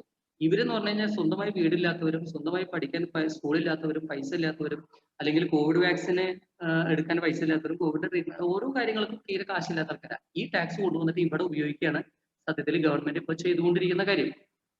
ഓക്കെ, അതുകൊണ്ടാണ് ഇതിനെ പ്രോഗ്രസീവ് ടാക്സ് എന്ന് പറയുന്നത്. അതായത് ഒരു രാജ്യത്തിന്റെ വികസനമാണ് ഉദ്ദേശിക്കുന്നത്. താഴെത്തട്ടിലുള്ള ആൾക്കാരെ മുകളിലേക്ക് എത്തിക്കാനുള്ള ഒരു ടാക്സ് ആണ് ശരിക്കും പറഞ്ഞാല് പ്രോഗ്രസീവ് ടാക്സ് എന്ന് പറയുന്നത്. ആ വാക്ക് തന്നെ അങ്ങനെയാണ്, പ്രോഗ്രസീവ് എന്നാണ്. താഴെത്തട്ടിലുള്ള ആൾക്കാരെ എന്ത് ചെയ്യാണ്, മുകൾ തട്ടിലേക്ക് എത്തിക്കുക എന്നുള്ളതാണ് ഇൻകം ടാക്സിന്റെ ഉദ്ദേശം. അപ്പൊ അതുകൊണ്ടാണ് ഞാൻ ഇതിന് ഏറ്റവും എളുപ്പത്തിൽ റോബിൻഹുഡ് ടാക്സ് പറഞ്ഞത്. മുകളിലുള്ള ആൾക്കാർക്ക് കൊള്ളടിച്ചിട്ട് താഴെയുള്ള ആൾക്കാർക്ക് കൊടുക്കുകയാണ് ചെയ്യുന്നത്. ഓക്കെ, അത് എത്രത്തോളം എത്തുന്നുണ്ട്, അതിന്റെ രാഷ്ട്രീയ വശങ്ങൾ എന്തൊക്കെ, അതൊക്കെ വേറെ കാര്യം. എന്നാൽ ഈ GST അങ്ങനെയല്ല. GST എന്ന് പറയുന്നത് എല്ലാവർക്കും ഒരേപോലെയാണ്. അതായത് ഇപ്പൊ ഒരു ചായ കുടിക്കണം, അല്ലെങ്കിൽ ഇപ്പൊ ഒരു ഞാൻ BCOM ക്ലാസ്സിൽ പറഞ്ഞിട്ടുണ്ട്, ഒരു ചായ കുടിക്കണം, നിങ്ങളുടെ തൊട്ടടുത്തുള്ള ചായക്കടയില് നിങ്ങൾ പോയിട്ട് ഒരു ചായ കുടിക്കുന്നു. അയാൾ GST രജിസ്ട്രേഷൻ എടുത്തിട്ടുള്ള ഒരാളാണെങ്കിൽ ആ ചായ നിങ്ങൾ കുടിക്കുമ്പോൾ നിങ്ങളുടെ നല്ലൊരു ടാക്സ് വാങ്ങുന്നുണ്ട്. ഇത് അവിടുത്തെ ആ നാട്ടിലത്തെ ഏറ്റവും പണക്കാരനായ അയാൾ വന്നിട്ട് അവിടുന്ന് ചായ കുടിച്ചാലും അയാൾ ടാക്സ് കൂടുതൽ വാങ്ങുന്നില്ല. അയാൾ അതേ ടാക്സ് തന്നെ വാങ്ങുന്നുള്ളൂ. അതായത് 10 രൂപയാണ് ചായക്ക് വെച്ചെങ്കിൽ 10 രൂപയെ വാങ്ങുള്ളൂ. അപ്പൊ 10 രൂപയിൽ 1 രൂപയാണ് ടാക്സ് വെച്ചെങ്കിലേ പാവപ്പെട്ട നമ്മൾ പോയിട്ട് കുടിക്കുമ്പോഴും അല്ല ഏറ്റവും പണക്കാരനായ ഒരു വ്യക്തി വന്ന് കുടിക്കുമ്പോഴും ഒരേ ടാക്സ് ആണ് വാങ്ങുന്നത്. അതാണ് റിഗ്രസീവ് ടാക്സ്. എല്ലാവരും ഒരേപോലെ ബാധിക്കുന്ന ടാക്സ് ആണ്. അവിടെ പ്രോഗ്രസീവ് ഇല്ല, റിഗ്രസീവ് ആണ്. ഒരേപോലെ ബാധിക്കുന്ന ടാക്സ് ആണ്. അതാണ് GST പ്രത്യേകത. ഇത് നിങ്ങളുടെ ജനറൽ ആയിട്ടുള്ള ഒരു അവയർനെസ്സിന് പറഞ്ഞു മാത്രം. Okay, so what is the difference between progressive taxes and regressive taxes? Is it clear? Concept clear ആണോ? ഇത് എക്സാം പോയിന്റ് ഓഫ് വ്യൂ പറഞ്ഞതല്ല, നമുക്ക് എവിടെയെങ്കിലും ഇത് ആവശ്യം വരും കേട്ടോ. ക്ലിയർ ആണോ മക്കളെ? Progressive versus regressive tax. Is it perfect? Meaning ഇത് ഇന്റർവ്യൂലൊക്കെ പോകുന്ന സമയത്ത് നിങ്ങളുടെ നോളജ് ടെസ്റ്റ് ചെയ്യുന്ന സമയത്ത് ഇത് ഒരുപാട് ഉപകാരപ്പെടും കേട്ടോ. ഈവൻ സം ഓഫ് ദ ചില സ്ഥലങ്ങളിൽ ടീച്ചേഴ്സ് പോലും ഈ ഒരു വേർഡ് ഒന്നും കുട്ടികളെ പരിചയപ്പെടുത്തുന്നില്ല. അത് പിന്നീട് അവർക്ക് വലിയ ദോഷകരമായിട്ട് ബാധിക്കുന്നത് കണ്ടിട്ടുണ്ട്. ഓക്കെ, അപ്പൊ ഈ ഒരു കാര്യം എല്ലാവരും ശ്രദ്ധിക്കുക. ഓക്കെ, ഇനി അടുത്തൊരു ടേം എക്സാം പോയിന്റ് ഓഫ് വ്യൂല് പറഞ്ഞ് അത് ആവശ്യമില്ല എന്ന് പറഞ്ഞാൽ ചോദിക്കില്ല എന്നല്ല അർത്ഥം, ചോദിച്ചു കണ്ടിട്ടില്ല എന്ന് പറഞ്ഞു. ഇനി പറയുന്നത് very important term accelerated assessment. Accelerated assessment എന്നാണ് പറയുന്നത്. Accelerated assessment. ഓക്കെ, എന്താണ് ആക്സിലറേറ്റഡ് അസസ്മെന്റ് എന്ന് പറഞ്ഞാൽ? ഇത് പലവട്ടം നമ്മുടെ എക്സാമിന് ചോദിച്ചിട്ടുണ്ട്. ബികോം എക്സാമിന് what you mean by accelerated assessment. ഇപ്പൊ നേരത്തെ പറഞ്ഞു കഴിഞ്ഞ വർഷത്തെ ഇൻകത്തിന്റെ മീതെ ഈ വർഷം ടാക്സ് അടച്ചാൽ മതി, അല്ലെങ്കിൽ ഗവൺമെന്റ് നമുക്ക് ഒരു വർഷത്തെ സാവകാശം തന്നിട്ടുണ്ട് ടാക്സ് അടയ്ക്കാനായിട്ട്. എന്നാൽ in certain cases okay, in certain cases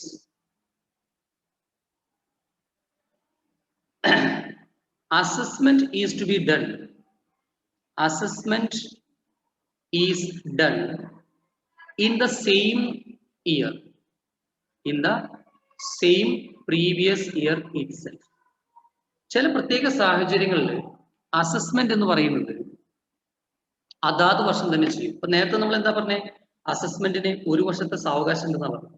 ഇപ്പൊ 2000 ഇപ്പൊ ഗ്രാഫായിട്ട് വരയ്ക്കുകയാണെങ്കിൽ 2019, 2020, 2020, 2021 അല്ലെ? ഇത് നമ്മുടെ അസസ്മെന്റ് ഇയർ ആണ്, ഇത് നമ്മുടെ പ്രീവിയസ് ഇയർ ആണ്. ഓക്കെ, അപ്പൊ ഈ അസസ്മെന്റ് ഇയറിൽ നിൽക്കുന്ന സമയത്ത് ഇപ്പൊ ഞാൻ ഈ ഇയറിൽ നിൽക്കുന്ന ഒരു കാലഘട്ടത്തിൽ എന്റെ വിശ്വാസം എന്താണ്? എനിക്ക് അടുത്ത വർഷം ടാക്സ് അടച്ചാൽ മതി എന്നാണ്. ഞാൻ ഇവിടെ നിൽക്കുമ്പോൾ എന്റെ വിശ്വാസം എന്താണ്? അടുത്ത വർഷം ടാക്സ് അടച്ചാൽ മതി എന്നാണ്. ഓക്കെ, പക്ഷേ ചില പ്രത്യേക സാഹചര്യങ്ങളിൽ ഓരോ വർഷവും അതാത് വർഷം തന്നെ ടാക്സ് അടയ്ക്കേണ്ട ഒരു സാഹചര്യം വരും. 2019, 2020 അസസ്മെന്റ് അതേ ഇയറിൽ തന്നെ ചെയ്യും. 2020, 2021 അസസ്മെന്റ് അതേ വർഷം തന്നെ ചെയ്യും. അതെപ്പോഴാണ്? അങ്ങനെ ചെയ്യുകയാണെങ്കിൽ അതിനെ വിളിക്കുന്ന പേരാണ് ആക്സിലറേറ്റഡ് അസസ്മെന്റ് എന്ന് പറയുന്നത്. ഓക്കെ, അപ്പൊ ആക്സിലറേറ്റഡ് അസസ്മെന്റ് മീൻസ് സാധാരണഗതി in normal cases assessment is done in the assessment year and the income of the previous year is considered. But in certain cases, ചില പ്രത്യേക സാഹചര്യങ്ങളിൽ അതാത് വർഷത്തെ ഇൻകത്തിന് മീതെ അതാത് വർഷം തന്നെ എന്ത് ചെയ്യേണ്ടി വരും? നമുക്ക് അസസ്മെന്റ് ചെയ്യേണ്ടി വരും. അങ്ങനെ ചെയ്യേണ്ടി വരുന്ന സാഹചര്യത്തിനാണ് ആക്സിലറേറ്റഡ് അസസ്മെന്റ്. ആ വാക്കിൽ തന്നെ അതുണ്ട്, ആക്സിലറേറ്റഡ്. എന്താ ഈ ആക്സിലറേഷൻ എന്ന് പറഞ്ഞു കഴിഞ്ഞാൽ സ്പീഡ് കൂട്ടുക എന്നല്ലേ അർത്ഥം. ഒരു കൊല്ലം കഴിയുമ്പോൾ സാവകാശം കിട്ടിയില്ലേ, ആ സാവകാശം എടുത്തു കളഞ്ഞിട്ട് ആക്സിലറേറ്ററിനുള്ളിൽ പിടിക്കുകയാണ്. ഓർത്ത് വയ്ക്കാൻ എന്താണ് എളുപ്പവഴി? ആക്സിലറേറ്റഡ് അസസ്മെന്റ് ആണ്. ഓക്കെ, അങ്ങനെ ചെയ്യുന്ന ഒരു സാഹചര്യം ഉണ്ട്. അങ്ങനെ വരുന്നതിനെയാണ് നമ്മൾ ആക്സിലറേറ്റഡ് അസസ്മെന്റ് എന്ന് പറയുന്നത്. ഇത് ബികോം ക്വസ്റ്റ്യൻ പേപ്പറിൽ ഒരു 7 or 8 പ്രാവശ്യം ചോദിച്ചിട്ടുള്ള ഒരു ക്വസ്റ്റ്യൻ ആണ്. BBA ക്വസ്റ്റ്യൻ പേപ്പർ 2 എണ്ണം ഞാൻ ഇന്നലെ പരിശോധിച്ചപ്പോൾ അതിൽ കാലിക്കറ്റ് യൂണിവേഴ്സിറ്റിയുടെ BBA ക്വസ്റ്റ്യൻ പേപ്പറിൽ നമുക്ക് ഇവിടെ എൻ്റെ വീട്ടില് ഞാൻ വൈകുന്നേരങ്ങളിൽ ക്ലാസ് വെക്കാറുണ്ട്. അപ്പൊ കഴിഞ്ഞ വർഷം അതിന് മുമ്പത്തെ വർഷമൊക്കെ BBAയുടെ കുട്ടികൾ ഇവിടെ ട്യൂഷൻ വന്നിട്ടുണ്ടായിരുന്നു. അപ്പൊ ആ സമയത്തൊക്കെ അവരുടെ ക്വസ്റ്റ്യൻ പേപ്പറുകൾ ഇവിടെ ഇരിക്കുന്നുണ്ട്. അപ്പൊ ആ ക്വസ്റ്റ്യൻ പേപ്പർ നോക്കുമ്പോൾ അതിലും അസസ്മെന്റ് ഇയർ, പ്രീവിയസ് ഇയർ ഒക്കെ ചോദിച്ചിട്ടുണ്ട്. ആക്സിലറേറ്റഡ് അസസ്മെന്റും ചോദിച്ചിട്ടുണ്ട്. പക്ഷെ ഒരുപാട് വർഷം റിപ്പീറ്റഡ് അല്ല. പക്ഷെ അസസ്മെന്റ് പ്രീവിയസ് ഇയർ ഒക്കെ റിപ്പീറ്റഡ് ആണ്. But this is A very important question. Okay, accelerated assessment എന്ന് പറയുന്നത്.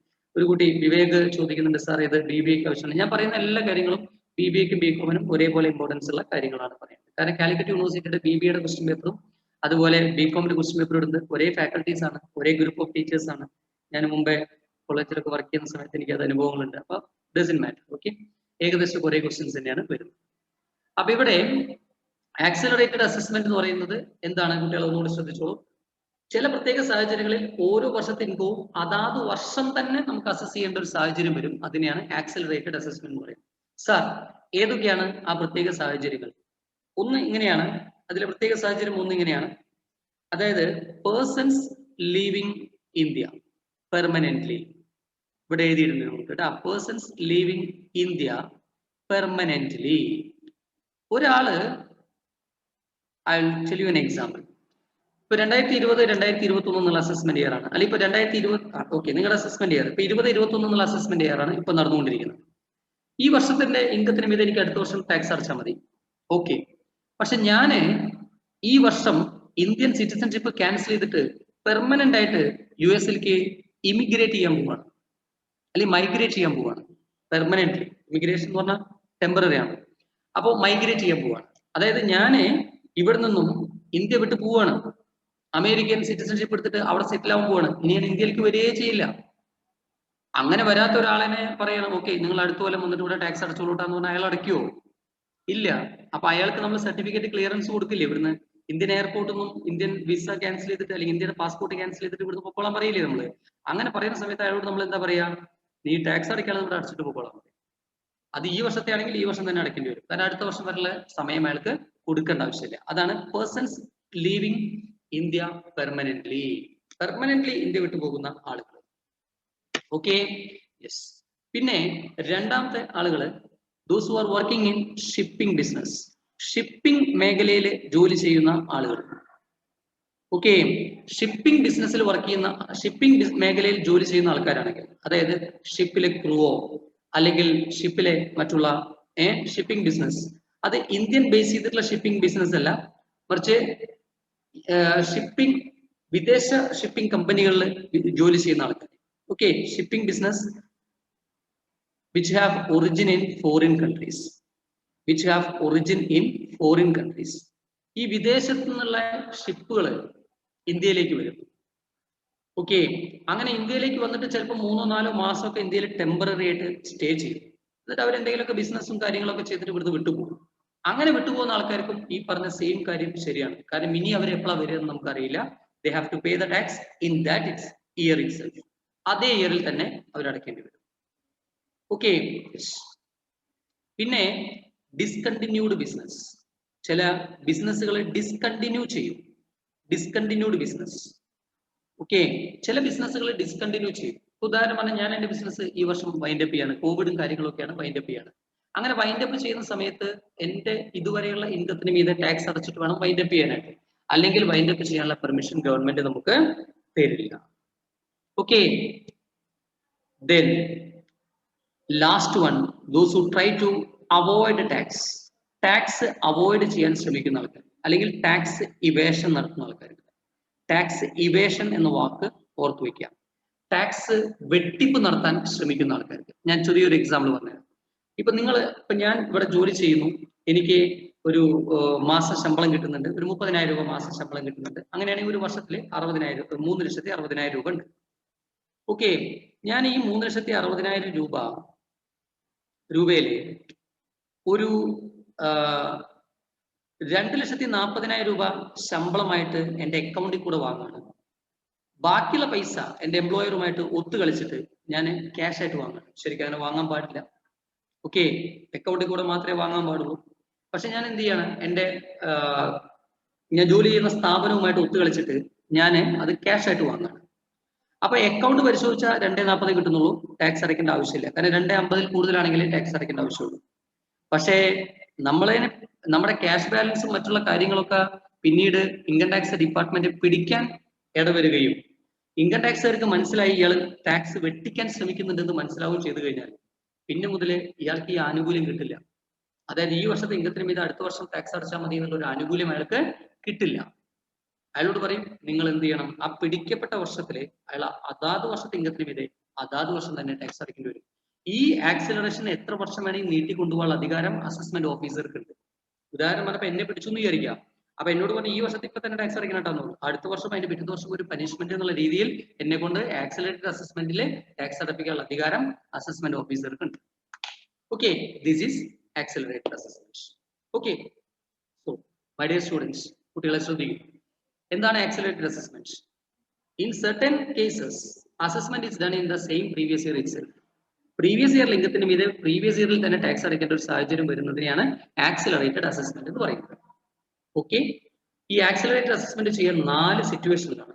4 സിറ്റുവേഷനിലാണ് ആക്സിലറേറ്റഡ് അസസ്മെന്റ് ചെയ്യുക. ഒന്ന്, person leaving India permanently, India permanent ആയിട്ട് ഇന്ത്യ വിട്ട് പുറത്തു പോകുന്ന ആൾക്കാർ. Shipping business which have origin in foreign countries, വിദേശ രാജ്യങ്ങളിൽ നിന്നും വരുന്ന ഷിപ്പുകൾ. മൂന്നാമത്തെ, ഡിസ്കണ്ടിന്യൂഡ് ബിസിനസ്, ബിസിനസ് അവസാനിപ്പിക്കുകയാണ്. നാലാമത്തെ, persons who try to avoid tax or evade tax, tax വെട്ടിപ്പ് നടത്താൻ ശ്രമിക്കുന്ന ആൾക്കാർ. ഇത്തരം ആളുകളെയൊക്കെ ആക്സിലറേറ്റഡ് അസസ്മെന്റ് ആണ് ചെയ്യുക. അപ്പൊ നമ്മളിപ്പോ എന്തെല്ലാം പഠിച്ചു? നമ്മൾ പഠിച്ചത് ടാക്സ് 2 ടൈപ്പാണ്, ഡയറക്ട് ടാക്സ്, ഇൻഡയറക്ട് ടാക്സ്. ടാക്സിൽ ഉപയോഗിക്കുന്ന 4 ബേസിക് ആയിട്ടുള്ള ടേമുകൾ, ഒന്ന് അസസ്മെന്റ് ഇയർ, പിന്നെ ഒന്ന് പ്രീവിയസ് ഇയർ, പിന്നെ ഒന്ന് ആക്സിലറേറ്റഡ് അസസ്മെന്റ്. ഇതിന് പുറമെ progressive taxation, regressive taxation. Okay, ഇതുവരെയുള്ള ടേംസ് എല്ലാം ഇത്രയൊക്കെയാണ് നമ്മൾ പഠിച്ചത്. Is it clear my dear students? Is it clear? ഇപ്പൊ ലാസ്റ്റ് പറഞ്ഞ ആക്സിലറേറ്റഡ് അസസ്മെന്റും ഇതുവരെ പറഞ്ഞ കാര്യങ്ങളെല്ലാം മക്കളെ ക്ലിയർ ആണോ? Please tell me. ഫോളോ ചെയ്യാൻ പറ്റുന്നുണ്ടോ? മണ്ടയിൽ കയറുന്നുണ്ടോ? വാക്കുകളുടെ അർത്ഥം നമ്മുടെ മനസ്സിൽ ഇരുന്നിട്ട് വേണം നമുക്ക്. ഇപ്പൊ നമ്മൾ അക്കൗണ്ടൻസി ഒക്കെ ചെറിയ ക്ലാസ്സിൽ പഠിക്കുമ്പോൾ ഡെബിറ്റും ക്രെഡിറ്റും ഒക്കെ പഠിക്കില്ലേ, അതുപോലെയാണ് ഇൻകം ടാക്സിന്റെ അടിസ്ഥാനമായ ടേമുകൾ. ഓക്കെ, ആ ടേമുകൾ പഠിച്ചാലാണ് നമുക്ക് മറ്റുള്ള കാര്യങ്ങൾ പെട്ടെന്ന് മനസ്സിലാക്കാൻ പറ്റും. ഓക്കെ, ക്ലിയർ ആണ് അല്ലേ? Very good. ഈ അക്കൗണ്ടൻസി പഠിപ്പിക്കുമ്പോൾ നമ്മൾ ഡെബിറ്റും ക്രെഡിറ്റും പഠിപ്പിക്കുന്ന പോലെയാണ് ഇൻകം ടാക്സിൽ അടിസ്ഥാനപരമായിട്ടുള്ള വാക്കുകൾ പഠിപ്പിക്കുന്നത്. ഓക്കെ, അടുത്ത ടേം കേട്ടോ. ഇനി ഒരുപാട് എക്സാമിന് സ്ഥിരമായി ചോദിക്കുന്ന ഒരു ടേമാണ് ഹു ഈസ് എൻ അസസി. ആരാണ് അസസി? ഈ അസസിയിൽ തന്നെ അസസി ആരാണ്? അതൊരു കാര്യം. ഇതുമായി റിലേറ്റഡ് ആയിട്ട് ഒരു ABC 3 ടൈപ്പ് അസസീസും ഉണ്ട്. അതിൽ ആദ്യത്തെ അസസി റെപ്രസെന്റേറ്റീവ് അസസി എന്നാണ് പറയുന്നത്, റെപ്രസെന്റേറ്റീവ് അസസി. രണ്ടാമത്തെ അസസി ഡീംഡ് അസസി എന്നാണ് പറയുന്നത്, ഡീംഡ് അസസി. മൂന്നാമത്തെ അസസി അസസി ഇൻ ഡിഫോൾട്ട് എന്നാണ് പറയുന്നത്, അസസി ഇൻ ഡിഫോൾട്ട്. ഇത്തരം ആളുകൾ ആരൊക്കെയാണ്? ആരാണ് ഈ അസസി എന്ന് പറയുന്നത്? ഓക്കെ, ആരാണ് അസസി? അസസി എന്ന് പറഞ്ഞു കഴിഞ്ഞിട്ടുണ്ടെങ്കിൽ നമ്മൾ ആരുടെ ഇൻകം ടാക്സ് ആണോ കാണുന്നത് അയാളെയാണ് നമ്മൾ അസസി എന്ന് പറയുന്നത്. The person who is liable to pay tax, the person who is liable to pay tax, or against whom proceedings under this act, okay, procedures under this act has proceeded, procedures under Income Tax Act have been taken. ഇതാണ് assessee. വളരെ simple ആയിട്ട് പറഞ്ഞു കഴിഞ്ഞാൽ നമ്മൾ tax അടയ്ക്കാൻ ബാധ്യതയുള്ള എല്ലാവരും അസസിയാണ്. അല്ലെങ്കിൽ income tax act പ്രകാരം ആരുടെ ടാക്സ് ആണോ കാണാൻ ശ്രമിക്കുന്നത് അയാളും അസസിയാണ്. ഓക്കെ, ഉദാഹരണം പറഞ്ഞാൽ എനിക്ക് ശമ്പളം ഞാൻ നേരത്തെ പറഞ്ഞ പോലെ 3,60,000 ആണെങ്കിൽ ഞാൻ ടാക്സ് അടയ്ക്കാൻ ബാധ്യസ്ഥനാണ്, ഞാൻ അസസിയാണ്. ഞാൻ ടാക്സ് അടയ്ക്കാൻ ബാധ്യസ്ഥനല്ല, കാരണം എനിക്ക് 20,000 രൂപ ശമ്പളമുള്ളൂ, 2,40,000 എന്റെ വരുമാനം. പക്ഷെ ഇൻകം ടാക്സ് ഡിപ്പാർട്ട്മെന്റുകാർ പറഞ്ഞു നിങ്ങളുടെ ഇൻകം ഞങ്ങൾക്കൊന്ന് പരിശോധിക്കണം എന്ന് പറഞ്ഞു. അവർ പരിശോധിക്കാൻ വേണ്ടിയിട്ട് എന്നെ ഓഫീസിൽ വിളിപ്പിച്ചു. ഞാൻ ഓഫീസിൽ പോയി എന്റെ റെക്കോർഡുകളൊക്കെ അവർ പരിശോധിച്ചു, കുഴപ്പമില്ല പൊക്കോളാൻ പറഞ്ഞു. അപ്പോഴും ഞാൻ അസസിയാണ്. ഞാൻ ടാക്സ് അടയ്ക്കാൻ ബാധ്യസ്ഥനല്ല, പക്ഷെ സംശയം, അതാണ് ഇവിടെ ഒരു വാക്ക് ഉപയോഗിച്ചിട്ടുള്ളത്. ഒരാള് ടാക്സ് അടയ്ക്കാൻ ബാധ്യസ്ഥനാണെങ്കിൽ സംശയം വേണ്ട, അയാൾ അസസിയാണ്. എന്നാൽ ഒരാൾക്കെതിരെ ഇൻകം ടാക്സിന്റെ നടപടിക്രമങ്ങൾ സ്വീകരിച്ചാലും അയാൾ അസസിയാണ്. ഓക്കെ, അയാൾ അസസിയാണ്. ക്ലിയർ? അപ്പോ ഈ ടാക്സ് അടയ്ക്കാൻ ബാധ്യസ്ഥതയുള്ള ആൾക്കാരെയും അസസി എന്ന് പറയുന്നു.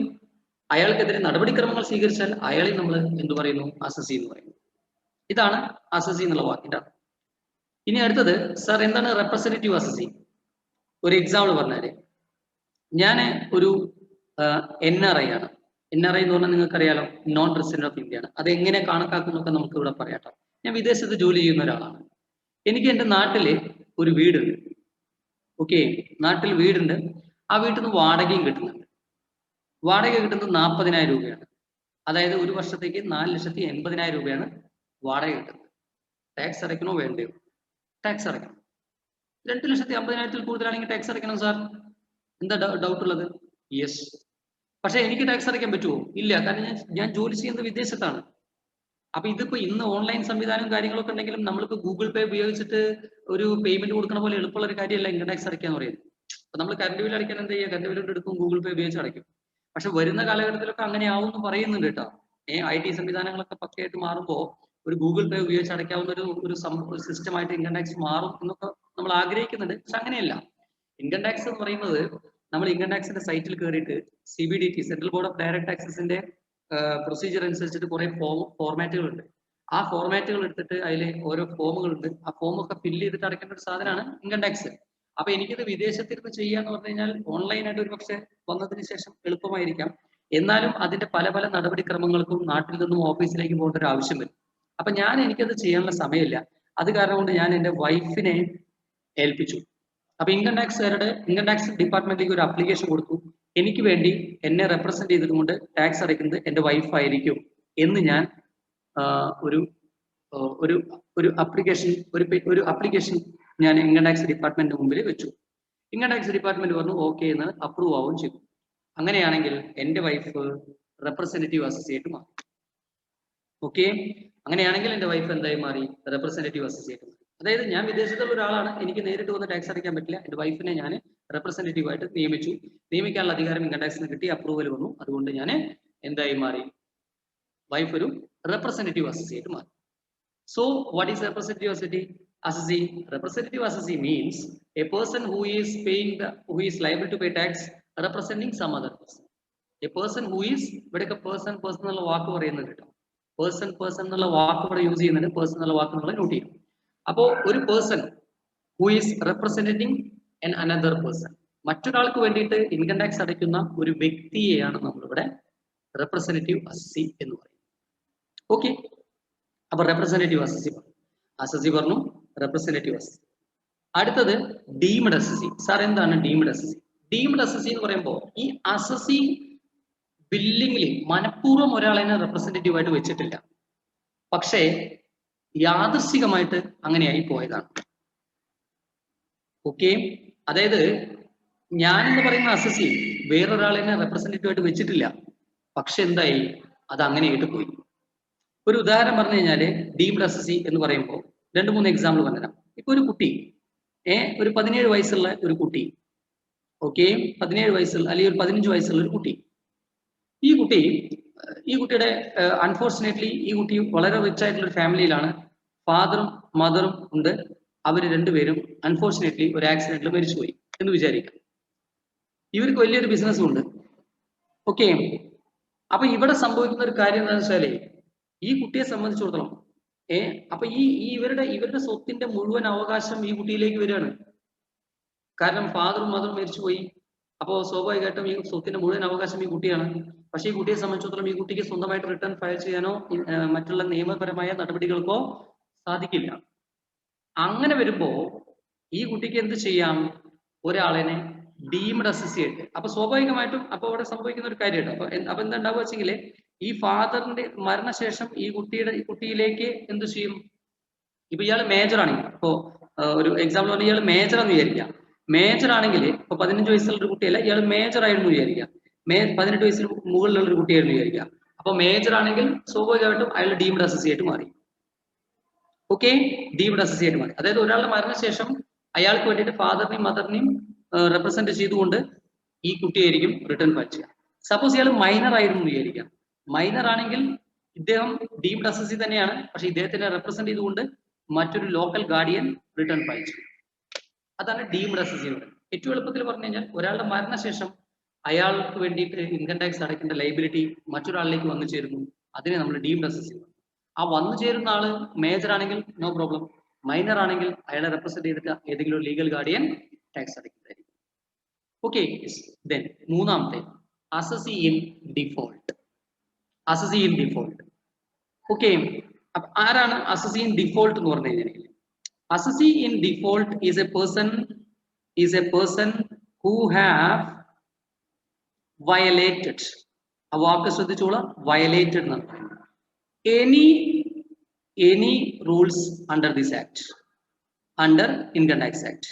ഇൻകം ടാക്സ് ആക്ടിന്റെ അടിയിലുള്ള ഏതെങ്കിലും ഒരു റൂള് വയലേറ്റ് ചെയ്ത ഒരാളെ നമുക്ക് അസസി ഇൻ ഡിഫോൾട്ട് എന്ന് പറയും. ഉദാഹരണം, ടാക്സ് വെട്ടിച്ചു. അപ്പൊ നമ്മൾ മനഃപൂർവ്വം ആവാം. ഈ അസസി ഡിഫോൾട്ട് ആവുമ്പോൾ പ്രത്യേകം ശ്രദ്ധിക്കേണ്ട ഒരു കാര്യം കൂടി ഉണ്ട് ഇവിടെ. ഇതൊരു നിയമമാണ് നമ്മൾ പഠിക്കുന്നത്. അപ്പൊ അസസി ഡിഫോൾട്ട് ഒരാള് മനഃപൂർവ്വമാവാം, അല്ലെങ്കിൽ അയാളുടെ ഇഗ്നോറൻസ് ആവാം. ഓക്കെ, പർപ്പസ്ഫുള്ളി ആവാം, നോട്ട് പർപ്പസ്ഫുള്ളി ആവാം എന്നർത്ഥം. ഇപ്പൊ ഒരു എക്സാമ്പിൾ പറഞ്ഞാല്, എനിക്ക് 5 ലക്ഷം രൂപ വരുമാനം ഉണ്ട് എന്നുള്ള കാര്യം എനിക്ക് വ്യക്തമായിട്ട് അറിയാം. അതുകൊണ്ട് തന്നെ ഞാൻ ഈ 5 ലക്ഷം രൂപ വെട്ടിക്കാൻ വേണ്ടിയിട്ട് ഒരു 2.5 ലക്ഷം രൂപ ഞാൻ എൻ്റെ വൈഫിന്റെ പേരിലേക്കോ, കുട്ടികളുടെ പേരിലേക്കോ, അച്ഛന്റെ പേരിലേക്കോ, അമ്മയുടെ പേരിലേക്കോ, ബ്രദറിന്റെ പേരിലേക്കോ ഒക്കെ മാറ്റി. ഞാൻ അസസി ഇൻ ഡിഫോൾട്ട് ആണ്. You have committed N crime. Okay, അപ്പൊ പർപ്പസ്ഫുള്ളി അസസി ഇൻ ഡിഫോൾട്ട് ആയതാണ്. പർപ്പസ്ഫുള്ളി അസസി ഇൻ ഡിഫോൾട്ട് ആയി. നേർതിരിച്ച് ഞാൻ വളരെ നിഷ്കളങ്കനായ ഒരു കച്ചവടക്കാരനാണ്. ഓക്കെ, എന്റെ കച്ചവട സ്ഥാപനത്തിൽ ജോലി ചെയ്യുന്ന ഒരാള്, ഒരു ജോലിക്കാരൻ, അയാളുടെ ശമ്പളം 30,000 രൂപയാണ്. അപ്പൊ ഗവൺമെന്റ് പറയുന്നത് നിങ്ങൾ കൊടുക്കുന്ന ശമ്പളം 30,000 രൂപയാണ് അല്ലെ? അപ്പൊ നിങ്ങൾക്കറിയാം 30,000 രൂപ കൊടുക്കുമ്പോൾ ഒരു വർഷം 3,60,000 രൂപ കൊടുക്കേണ്ടി വരും. അപ്പൊ നിങ്ങൾ TDS കട്ട് ചെയ്യണം എന്നാണ് ഗവൺമെന്റ് പറയുന്നത്.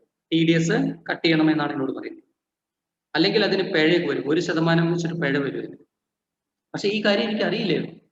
ഞാനത് ചെയ്തില്ല. ഞാൻ അയാൾക്ക് 30,000 രൂപ ശമ്പളം കൊടുത്തു. എന്നിട്ട് അയാളോട് പറഞ്ഞു ഇൻകം ടാക്സ് നേരെ സമയത്ത് അടയ്ക്കണട്ടാ പറഞ്ഞു. പക്ഷെ ആ ഇൻകം ടാക്സ് വാങ്ങിച്ചു വെക്കേണ്ട ഉത്തരവാദിത്തം എന്റെ ആയിരുന്നു. ഈ കാര്യം എനിക്ക് അറിയില്ലായിരുന്നു. നിങ്ങൾ കേട്ടിട്ടുണ്ടാവും, വളരെ ഫേമസ് ആയിട്ടുള്ള ഒരു പ്രോവർബ് ഉണ്ട്, ignorance of law is not an excuse. നിയമം അറിയില്ല എന്നത് ഒരു എക്സ്ക്യൂസ് അല്ല. Ignorance of law is not an excuse എന്നാണ് പറയുന്നത്. ഓക്കെ, അതായത് നിയമം അറിയില്ല എന്നുള്ളത് ഒരു എക്സ്ക്യൂസ് അല്ല. അപ്പോഴും ഞാൻ അസസി ഇൻ ഡിഫോൾട്ട് ആയിട്ട് മാറി. ഇതാണ് 3 ടേം കേട്ടോ. Very very important terms. Okay, മക്കളെ ശ്രദ്ധിക്കൂ. നമ്മൾ പഠിച്ചത് 4 ടേമാണ്. Who is an assessee? Person who is liable to pay tax or against whom any procedure has been taken. ഒരു ടാക്സ് അടിക്കാൻ ബാധ്യസ്ഥനായ ഒരു വ്യക്തിയെ അസസി എന്ന് പറയുന്നു. ഓക്കെ, ദെൻ റെപ്രസെന്റേറ്റീവ് അസസി എന്താണ്? റെപ്രസെന്റേറ്റീവ് അസസി എന്ന് പറഞ്ഞു കഴിഞ്ഞിട്ടുണ്ടെങ്കിൽ മറ്റൊരാളെ റെപ്രസെന്റ് ചെയ്തുകൊണ്ട് ടാക്സിന്റെ റിട്ടേൺ ഫയൽ ചെയ്യുന്ന ആൾക്കാരെയാണ് റെപ്രസെന്റേറ്റീവ് അസസി എന്ന് പറയുന്നത്. ഡീംഡ് അസസി എന്ന് പറയുന്നത് യാദൃശ്ചികമായിട്ട് റിട്ടേൺ ഫയൽ ചെയ്യേണ്ട ഒരു ഉത്തരവാദിത്തം ഒരാളുടെ തലയിൽ വരികയാണെങ്കിൽ അയാൾ ഡീംഡ് അസസി എന്ന് പറയുന്നത്, നോട്ട് പർപ്പസ്ഫുള്ളി. ഓക്കെ, എക്സാമ്പിൾ ഞാൻ പറഞ്ഞു, ഒരാൾ മരിച്ചു, അയാളുടെ മക്കൾക്ക് ഉത്തരവാദിത്തമുണ്ട്. മക്കൾ മേജർ ആണെങ്കിൽ ഡീംഡ് അസസി ആണ്. അവർ മേജർ അല്ലെങ്കിൽ അവർ ഒരു ലീഗൽ ഗാർഡിയനെ വെച്ചിട്ട് ചെയ്യേണ്ടത് ഒരു ഉത്തരവാദിത്തമാണ്. Okay, then assessee in default. ആരാണ് assessee in default? A person who have violated any rules under this act. ഈ ആക്ടിന്റെ അടിയിൽ പറഞ്ഞിട്ടുള്ള റൂൾസിൽ എന്തെങ്കിലും വയലേറ്റ് ചെയ്തിട്ടുള്ള ആൾക്കാരെ അസസി ഇൻ ഡിഫോൾട്ട് എന്ന് പറയും. ഉദാഹരണം, അത് പർപ്പസ്ഫുള്ളി ആവാം, നോട്ട് പർപ്പസ്ഫുള്ളി ആവാം. പർപ്പസ്ഫുള്ളി ചെയ്യുന്ന ആൾക്കാരുണ്ട്, അല്ലാതെയും ചെയ്യുന്ന ആൾക്കാരുണ്ട്. These are the 4 terms. Is it clear? അസസിയുടെ ക്ലാസിഫിക്കേഷൻ ഒരു 4 മാർക്കിന്റെ ചോദ്യം പ്രതീക്ഷിക്കാം കേട്ടോ. Who is an assessee and which are the different classification of assessees? My dear boys and girls, please reply. Clear ആണോ കുട്ടികളെ? ഇതുവരെ പറഞ്ഞ കാര്യങ്ങൾ ക്ലിയർ ആണോ മക്കളെ?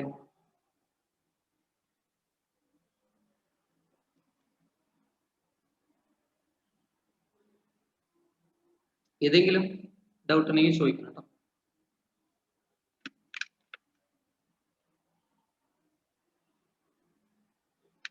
ഡൗട്ട് ചോദിക്കുമ്പോൾ ഞാൻ വളരെ ചുരുങ്ങിയ സമയത്ത് ഒറ്റ വാക്കിനുള്ളിൽ ആ ഡൗട്ടിന്റെ ആൻസർ പറയാനായിട്ടാണ് ശ്രമിക്കുക. ഡൗട്ട് ചോദിക്കുമ്പോൾ ഞാൻ വളരെ ചുരുങ്ങിയ സമയത്തിനുള്ളിൽ ഒറ്റ വാക്കിൽ അതിന്റെ എല്ലാ കുട്ടികളും ക്ലിയർ ആണെന്ന് പറയാം. സഞ്ജയ് പറയേണ്ടത് സി ഒന്നുകൂടി പറയാം. സി ഇത്രേ ഉള്ളൂ, അസസി ഇൻ ഡിഫോൾട്ട് എന്നാണ് പറഞ്ഞത്. അസസീൻ ഡിഫോൾട്ട് എന്ന് പറഞ്ഞാൽ ഇൻകം ടാക്സ് ആക്ടിലെ ഏതെങ്കിലും ഒരു നിയമം തെറ്റിച്ചാൽ അയാളാണ് അസസീൻ ഡിഫോൾട്ട്. അതായത് ടാക്സ് അടയ്ക്കാതെ ആവാം, അല്ലെങ്കിൽ മറ്റെന്തെങ്കിലും TDS കട്ട് ചെയ്യേണ്ട നിയമമാവാം, ക്യാഷ് പേയ്മെന്റ് 10,000 രൂപയിൽ കൂടുതൽ ക്യാഷ് പേയ്മെന്റ് കൊടുക്കാൻ പാടില്ല എന്ന നിയമമാവാം.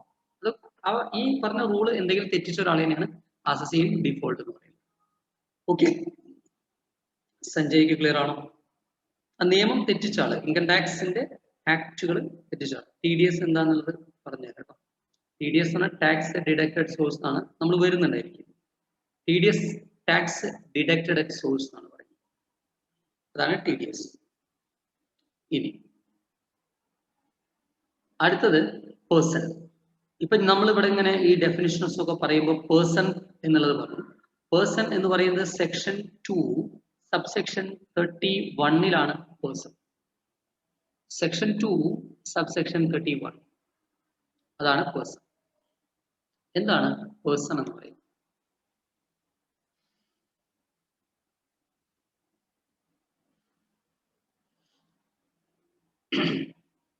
ഞാൻ കാലത്ത് മുതൽ ക്ലാസ് എടുക്കുന്നത് കൊണ്ട്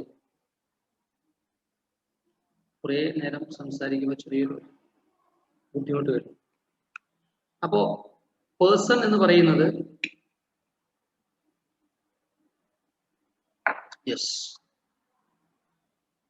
പേഴ്സൺ എന്ന് പറഞ്ഞാല് സെക്ഷൻ 2 സബ്സെക്ഷൻ 31 പേഴ്സൺ എന്ന് പറയുന്നത്.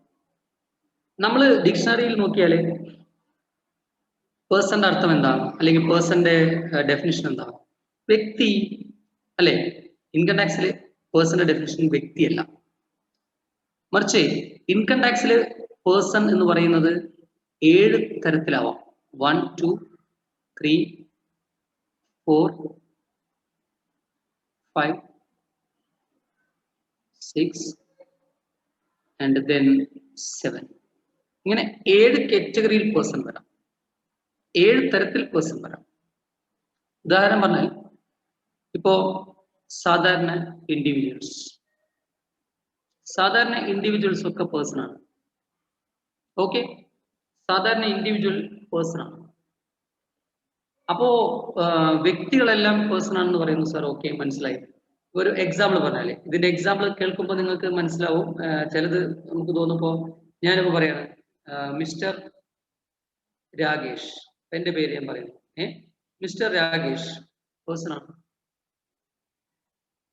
ഓക്കെ, അല്ലെങ്കിൽ മിസ്റ്റർ സഞ്ജയ് പേഴ്സൺ ആണ്. ഓക്കെ, അല്ലെങ്കിൽ മിസ്ന പേഴ്സൺ ആണ്. അപ്പൊ ഇൻഡിവിജ്വൽ ആണ്, പേഴ്സൺ ആണ്. ഓക്കെ, അല്ലെങ്കിൽ മിസ്റ്റർ സായി കൃഷ്ണൻ പേഴ്സൺ ആണ്. ഇനി ഞാൻ പറയുന്നു മിസ്റ്റർ പിണറായി വിജയൻ പേഴ്സൺ ആണോ? യെസ്. എന്തുകൊണ്ട് പേഴ്സൺ അല്ല? അദ്ദേഹം മുഖ്യമന്ത്രിയാണ് എന്ന കാരണം കൊണ്ട് പേഴ്സൺ ആവാതിരിക്കും? ഇല്ല. മീൻസ് ഇൻഡിവിജ്വൽ ആണ്. അദ്ദേഹം ഇൻഡിവിജ്വൽ ആണ്. പിണറായി വിജയൻ മുഖ്യമന്ത്രിയാണ്, ഇൻഡിവിജ്വൽ ആണ്. ഓക്കെ, അല്ലെങ്കിൽ ഞാൻ പറയണേ മിസ്റ്റർ മോഹൻലാൽ പേഴ്സൺ ആണ്. ഓക്കെ, മിസ്റ്റർ നരേന്ദ്രമോദി പേഴ്സൺ ആണ്. മിസ്റ്റർ VD സതീശൻ പേഴ്സൺ ആണ്. അപ്പൊ ഇവിടെ ആരെ കുറിച്ച് നമ്മൾ എത്ര പ്രശസ്തനായ വ്യക്തി ആയിക്കോട്ടെ, ഏത് വിരാട് കോഹ്ലി പേഴ്സൺ ആണ്. അതായത് പേഴ്സൺ ആണ്, ഇൻഡിവിജ്വൽ ആണ്. ഞാൻ പേഴ്സൺ ആണെന്ന് പറയുമ്പോൾ ഉദ്ദേശിക്കുന്നത് ഇൻഡിവിജ്വൽ ആണ്. അപ്പൊ സാധാരണക്കാരൻ അങ്ങനെ വ്യത്യാസങ്ങളില്ല. ആരാണെങ്കിലും അവരൊക്കെ ഇൻഡിവിജ്വൽ ആണ്. ഈ പറഞ്ഞ കാറ്റഗറിയിൽപ്പെട്ട ആൾക്കാരൊക്കെ രാകേഷ് ആണെങ്കിലും ശരി, പിണറായി വിജയൻ ആണെങ്കിലും ശരി, മോഹൻലാൽ ആണെങ്കിലും ശരി, നരേന്ദ്രമോദി ആണെങ്കിലും ശരി, VD സതീശൻ ആണെങ്കിലും ശരി, അല്ലെങ്കിൽ വിരാട് കോഹ്ലി ആണെങ്കിലും ശരി, ഇൻഡിവിജ്വൽ ആണ്, പേഴ്സൺ ആണ്, ഇൻഡിവിജ്വൽ ആണ്. അടുത്ത കാറ്റഗറിയാണ് HUF, ഹിന്ദു അൺഡിവൈഡഡ് ഫാമിലി എന്നാണ് പറയുന്നത്. ഈ ഹിന്ദു അൺഡിവൈഡഡ് ഫാമിലി എന്ന് പറയുമ്പോൾ ഇതൊരു പേഴ്സൺ ആണ്.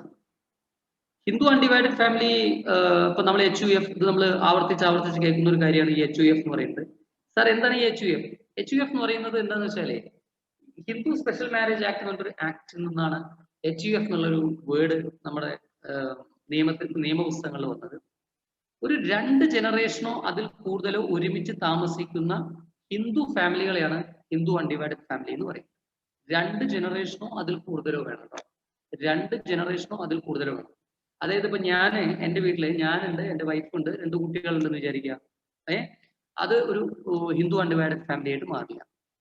അതേസമയം രണ്ട് ജനറേഷൻ എന്ന് പറയുമ്പോൾ അച്ഛൻ, അമ്മ, മക്കള്, അച്ഛൻ്റെ അച്ഛൻ, അങ്ങനെ രണ്ട് ജനറേഷൻസ് ഉള്ള ഫാമിലീസിനെയാണ് ഹിന്ദു അൺഡിവൈഡഡ് ഫാമിലി എന്ന് പറയുന്നത്. ഓക്കെ, അത്ര തന്നെ ഉള്ളൂ. പിന്നെ അതൊന്നും ഇപ്പോ ഇതിൽ വലിയ ഇമ്പോർട്ടൻസ് ഉള്ള കാര്യങ്ങളല്ല. പിന്നെ മറ്റുള്ള കാസ്റ്റുകളിൽ മീൻസ് മറ്റുള്ള റിലീജിയനിലുള്ള ആളുകൾക്ക് ഇപ്പോൾ Muslim undivided family, Sikh undivided family, Christian undivided family അതൊക്കെ ഇല്ലേ എന്ന് ചോദിച്ചാല് പ്രത്യേകിച്ച് അതൊക്കെ മൈനോറിറ്റി കാസ്റ്റുകളാണ്. അവർക്കൊന്നും സ്പെഷ്യൽ ടാക്സ് ഇല്ല, സാധാ ടാക്സ് മാത്രമേ ഉള്ളൂ. ഈ ഹിന്ദു അൺഡിവൈഡഡ് ഫാമിലി സ്റ്റാറ്റസ് കിട്ടുക എന്ന് പറയുന്നത് ഒരു പ്രത്യേക ഗുണമൊന്നുമല്ല, ദോഷമാണ് സത്യത്തില്. കാരണം കൂടുതൽ ടാക്സും കൂടുതൽ ഉത്തരവാദിത്വമാണ് അവിടെ വരുന്നത്. മറ്റുള്ളവർക്കൊക്കെ കുറച്ചും കൂടെ ഈസിയർ ആയിട്ടാണ് കൊടുത്തിട്ടുള്ളത്. ദാറ്റ് ഈസ് അവർ, അത് നമ്മുടെ നിയമപുസ്തകങ്ങളിൽ പറഞ്ഞ ഒരു കാര്യമാണ് Hindu undivided family HUF. Then പിന്നെ വരുന്നത് കമ്പനീസ് ആണ്. കമ്പനീസ്, ഓക്കെ, കമ്പനീസ് നമുക്കറിയാം കമ്പനി ആക്ട് 2013 2013 കമ്പനി ആക്ട്. ഇപ്പോഴും കമ്പനി ആക്ട് 1956 എന്ന് ചിന്തിക്കുന്ന ആൾക്കാരുണ്ട്. കമ്പനി ആക്ട് 2013 അടുത്ത് രജിസ്റ്റർ ചെയ്തിട്ടുള്ള സ്ഥാപനങ്ങളെയാണ് കമ്പനീസ് പറയുന്നത്. അത് പ്രൈവറ്റ് കമ്പനി ആവാം, അതല്ലെങ്കിൽ മറ്റുള്ള കമ്പനികളാവാം. Okay, yes. ദെൻ ഫേം, അടുത്തേതാണ്? ഫേം ആണ് സർ. ഫേം ഒരു പേഴ്സൺ ആണ്. ഇപ്പൊ 4 പേഴ്സൺ ആയി. ഒന്ന് individual, HUF, company, firm. 1932 partnership ആക്ടിന്റെ അടിയിൽ രജിസ്റ്റർ ചെയ്തതോ അല്ലെങ്കിൽ അതിന് എന്തെങ്കിലും തെളിവുകൾ ഉള്ളതോ ആയിട്ടുള്ള എല്ലാ സ്ഥാപനങ്ങളെയും ഫേം എന്ന് പറയാം. Okay, 1932 partnership act. പിന്നെ വരുന്നത്, അപ്പൊ ഈ 4 എണ്ണത്തിൽ യാതൊരു സംശയവുമില്ല. കാരണം അതിനൊക്കെ വേർഡ്, ഈ 4 എണ്ണവും നമുക്ക് കേട്ടാൽ തന്നെ അറിയാം. ഓക്കെ, കേട്ടാൽ തന്നെ നമുക്കറിയാം. ഒരെണ്ണം കൂടി ഉണ്ട്. ഇവിടെ ഞാൻ 7 എണ്ണേ വെച്ചിട്ടുള്ളൂ അല്ലെ, 8 എണ്ണം ഉണ്ട് കേട്ടോ. ഒരെണ്ണം കൂടെ ഇതിൽ വരുന്നുണ്ട്. ഓക്കെ, അപ്പൊ കമ്പനിയും അതുപോലെ ഫേമും രണ്ടും വേറെ വേറെ വ്യക്തികളാണ്. ഓക്കെ, കമ്പനിയും ഫേമും രണ്ടും വേറെ വേറെ വ്യക്തികളാണ്. രണ്ടിന്റെയും വ്യത്യാസം ഞാൻ പറഞ്ഞു. കമ്പനിയും ഫേമും ഒരു കുട്ടി ഡൗട്ട് ചോദിക്കുന്നുണ്ട്. ഞാൻ ലാസ്റ്റിൽ എല്ലാ ഡൗട്ടും കൂടെ ഒരുമിച്ച് പറയാം കേട്ടോ. ഒരുമിച്ച് പറയാം, ഇതിലുള്ള ഡൗട്ടുകളെല്ലാം കൂടെ ഒരുമിച്ച് പറയാം. Okay Haris, just wait. അപ്പോൾ ഇത്രയാണ് പറഞ്ഞത്. 4 കാറ്റഗറി കാര്യങ്ങൾ പറഞ്ഞു. ഇൻഡിവിജ്വൽ, ഹാരിസിന്റെ ഡൗട്ട് ഞാൻ കേട്ടിട്ടുണ്ട്, I will reply you. Okay, individual, HUF, company, firm. Okay, individual ഒരുപാട് എക്സാമ്പിൾ പറഞ്ഞു, HUF പറഞ്ഞു. കമ്പനിക്ക് എക്സാമ്പിൾ പറഞ്ഞില്ല. കമ്പനിക്ക് ഒരുപാട് എക്സാമ്പിൾസ് ഉണ്ട്. ഞാനൊരു 4 എക്സാമ്പിൾ പറയാം കമ്പനിക്ക്. Reliance industries, Tata Motors, Birla, okay, Godrej, apple, Samsung, HP ഒക്കെ കമ്പനിയാണ്. ഫേം, ഫേം എന്ന് പറഞ്ഞാൽ പാർട്ട്ണർഷിപ്പാണ്. പാർട്ട്ണർഷിപ്പിനെ പേര് പറഞ്ഞാൽ നിങ്ങൾക്ക് മനസ്സിലാവും. നിങ്ങളുടെ നാട്ടിൽ ഇഷ്ടം പോലെ ഉണ്ട്. നിങ്ങളുടെ നാട്ടിൽ ഇഷ്ടം പോലെ ഉണ്ട് ഫേമുകൾ, പാർട്ട്ണർഷിപ്പ് ഫേംസ്. അതായത് ഒരു 1932 പാർട്ട്ണർഷിപ്പ് ആക്ടിനിടയിൽ രജിസ്റ്റർ ചെയ്തോ അല്ലാതെയുള്ള പങ്കാളിത്ത സ്ഥാപനങ്ങളെല്ലാം പാർട്ട്ണർഷിപ്പാണ്. അതിനിപ്പോ പേര് പറഞ്ഞാൽ നിങ്ങൾക്ക് പെട്ടെന്ന് മനസ്സിലാവില്ല. കാരണം അത്ര വലിയ ഫേമസ് ആയിട്ടുള്ള പാർട്ട്ണർഷിപ്പ് ഫേമുകളൊന്നും സത്യത്തിലില്ല. അതൊക്കെ പിന്നീട് കമ്പനിയായിട്ട് മാറിയിട്ടുണ്ട്.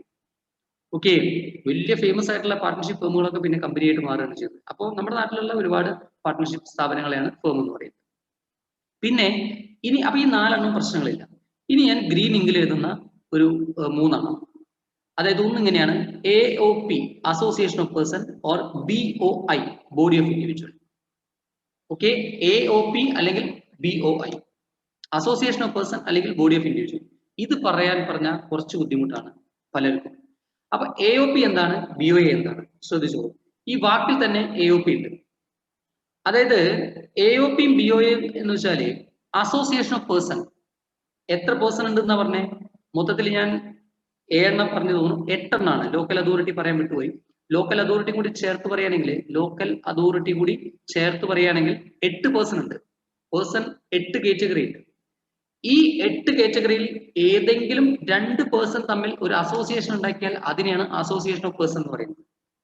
ഏതെങ്കിലും 2 പേഴ്സൺ തമ്മിൽ ഒരു അസോസിയേഷൻ ഉണ്ടാക്കിയാൽ അതിനെയാണ് അസോസിയേഷൻ ഓഫ് പേഴ്സൺ എന്ന് പറയുന്നത്. ഒരു ഉദാഹരണം പറഞ്ഞാൽ, നല്ല രസകരമായ 2-3 ഉദാഹരണങ്ങൾ പറയാം. നിങ്ങളിപ്പോ ഒരു എക്സാമ്പിൾ നിങ്ങൾ നോക്കിക്കോളൂ. ഇപ്പൊ നമ്മുടെ നാട്ടിൽ IPL നടക്കുന്നു. ഓക്കെ, IPL ടൂർണമെന്റ് നടക്കുന്നു. വെറുതെ ഞാൻ ഇമാജിനറിയാണ് പറയുന്നത്. ഓക്കെ, ഈ IPL ടൂർണമെന്റിനെ സ്പോൺസർ ചെയ്തത് രണ്ട് കമ്പനികൾ ചേർന്നിട്ടാണെന്ന് വിചാരിക്കാം. ഓക്കെ, ആ 2 കമ്പനികളും ഒരു പേഴ്സൺ ആണ് കേട്ടോ. അപ്പൊ 2 കമ്പനികൾ ചേർന്നിട്ടാണ് IPLനെ സ്പോൺസർ ചെയ്തത്. ഉദാഹരണം പറഞ്ഞാൽ കൊക്കക്കോള കമ്പനിയും ഈ അടുത്ത കാലത്ത് കൊക്കക്കോള എന്തൊക്കെയൊരു വിവാദമായി ഇല്ലേ, കൊക്കക്കോള കമ്പനിയും പെപ്സിയും കൂടി ചേർന്നിട്ടാണ്. ഒരിക്കലും അവർ ചേരാറില്ല, പക്ഷെ അത് ചേർന്നിട്ടാണ് ചെയ്തു വിചാരിക്കാം. അപ്പൊ ഇയാളും ഒരു പേഴ്സൺ ആണ്, അതേസമയം ഇയാളും ഒരു പേഴ്സൺ ആണ്. ഇതിനെയാണ് അസോസിയേഷൻ ഓഫ് പേഴ്സൺ എന്ന് പറയുന്നത്. ഓക്കെ, അല്ലെങ്കിൽ ഒരു വ്യക്തി, ഇപ്പൊ രാകേഷ് എന്ന് പറഞ്ഞ വ്യക്തിയും ഗോദ്രേജ് കമ്പനിയും കൂടി ചേർന്നിട്ട് സ്പോൺസർ ചെയ്തു എന്ന് വിചാരിക്കാം. അപ്പൊ രാകേഷ് ഒരു ഇൻഡിവിജ്വൽ ആണ്, ഗോദ്രേജ് ഒരു കമ്പനിയാണ്. Association of person. ഏതെങ്കിലും രണ്ട് പേഴ്സൺ തമ്മിൽ ചേർന്നിട്ട് ഒരു അസോസിയേഷൻ ഉണ്ടാക്കിയാൽ അതിനെയാണ് AOP എന്ന് പറയുന്നത്. ഓക്കെ, സോ ആ പേര് ഓർത്ത് വെച്ചാൽ മതി. ആ പേരിൽ തന്നെ അതിന്റെ ആൻസർ ഉണ്ടല്ലോ. രണ്ട് ആൾക്കാർ ചേർന്നിട്ട് ഒരു അസോസിയേഷൻ ഉണ്ടാക്കി, അതാണ് AOP. ഓക്കെ, പിന്നെ BOI എന്ന് പറഞ്ഞാൽ ബോഡി ഓഫ് ഇൻഡിവിജ്വൽ ആണ്. ഇത് വളരെ ടെമ്പററി ആണ്, ബോഡി ഓഫ് ഇൻഡിവിജ്വൽ. ഓക്കെ, പല ക്വസ്റ്റ്യൻ പേപ്പറിലും കാണാം what is define BOI, body of individual. എന്താണ് ബോഡി ഓഫ് ഇൻഡിവിജ്വൽ? ഇപ്പോ മിസ്റ്റർ A എന്ന് പറയുന്ന ഒരാള്, അദ്ദേഹം വളരെ റിച്ച് ആയിട്ടുള്ള ഒരാളാണ്. അദ്ദേഹത്തിന് എക്ക് B എന്ന് പറഞ്ഞൊരു മകനുണ്ട്, C എന്ന് പറഞ്ഞൊരു മകനുണ്ട്, D എന്ന് പറഞ്ഞൊരു മകളുണ്ട്, E എന്ന് പറഞ്ഞ വൈഫുണ്ട്. ഇതാണ് അവരുടെ ഫാമിലി. ഓക്കെ, അപ്പൊ ബിയും സിയും മക്കളാണ്, ആൺകുട്ടികളാണ്, D പെൺകുട്ടിയാണ്, E അദ്ദേഹത്തിന്റെ വൈഫാണ്. ഇദ്ദേഹം പെട്ടെന്ന് മരണപ്പെട്ടു. ഇദ്ദേഹത്തിന് ഒരു 25 ലക്ഷം രൂപയുടെ ഇൻകം ഉണ്ട്.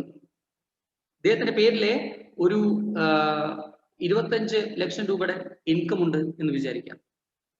ഓക്കെ, അപ്പൊ ആ 25 ലക്ഷം രൂപയുടെ ഇൻകത്തിന്റെ താൽക്കാലികമായ അവകാശികൾ ഇവരൊക്കെ ആയിട്ട് മാറി.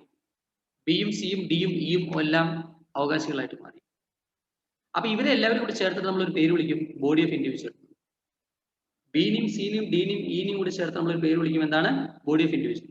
അപ്പൊ ഇൻകം ടാക്സ് അടയ്ക്കുമ്പോൾ ഇവരെല്ലാവരും കൂടി ചേർന്നിട്ടാണ് ഇൻകം ടാക്സ് അടയ്ക്കുന്നത്. Till partition. ഇനി ഈ ബോഡി ഓഫ് ഇൻഡിവിജ്വൽ പാർട്ടീഷൻ ചെയ്ത് കഴിഞ്ഞാൽ പിന്നെ എന്തായി മാറി? ഇൻഡിവിജ്വൽ ആയിട്ട് മാറി.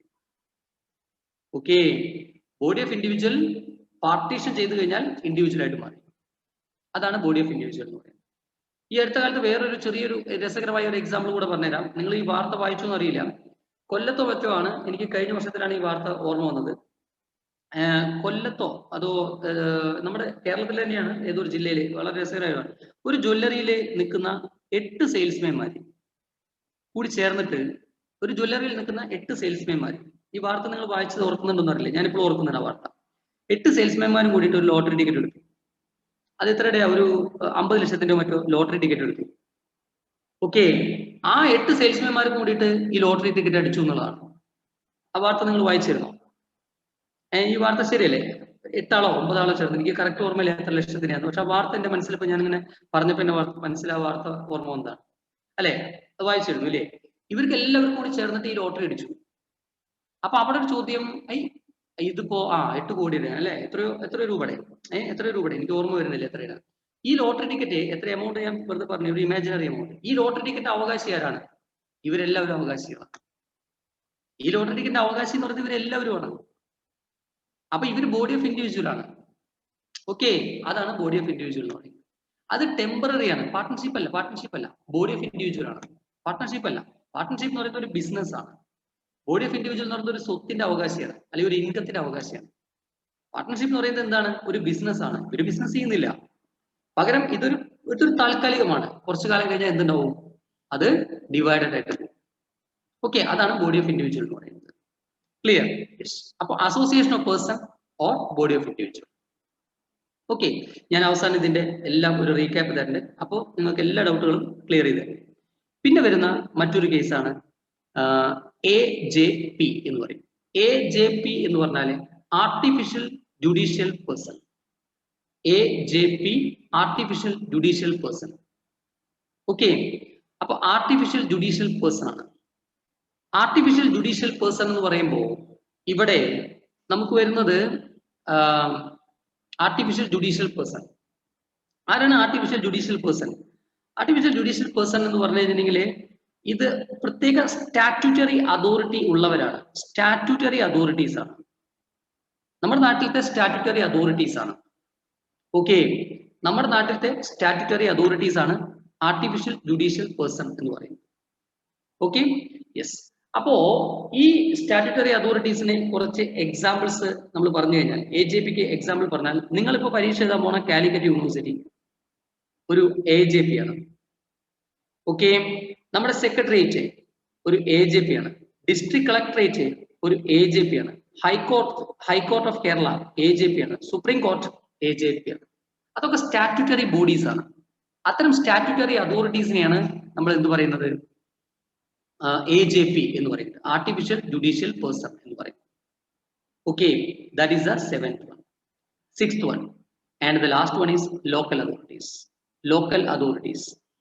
ഞാൻ ആദ്യം പറഞ്ഞ ഏഴെണ്ണം തന്നെയാണ് കേട്ടോ. ഞാനത് AOPയും BOIയും ഒരുമിച്ചാണ് പറഞ്ഞത്. അപ്പൊ ഏഴെണ്ണം തന്നെ ഉള്ളൂ. അത് രണ്ടും വേണമെങ്കിൽ രണ്ടെണ്ണമായിട്ട് പറയാം. AOP അല്ലെങ്കിൽ BOI വേണമെങ്കിൽ രണ്ടെണ്ണമായിട്ട് പറയാം. അങ്ങനെയാണ് 8 എണ്ണം വരുന്നത്. അത് രണ്ടും കൂടി ഒരുമിച്ചാണ് പറഞ്ഞത്. അപ്പൊ ഏഴെണ്ണം തന്നെ ഉള്ളൂ. Local authorities. Sir, local authorities എന്താണ്? Local authorities panchayat, municipality, corporation. ഇതൊക്കെ ലോക്കൽ അതോറിറ്റിയാണ്. Panchayat, municipality, corporation. ഇങ്ങനെ 7 ടൈപ്പാണ്. 7ഉം 8ഉം കൺഫ്യൂഷൻ വേണ്ട.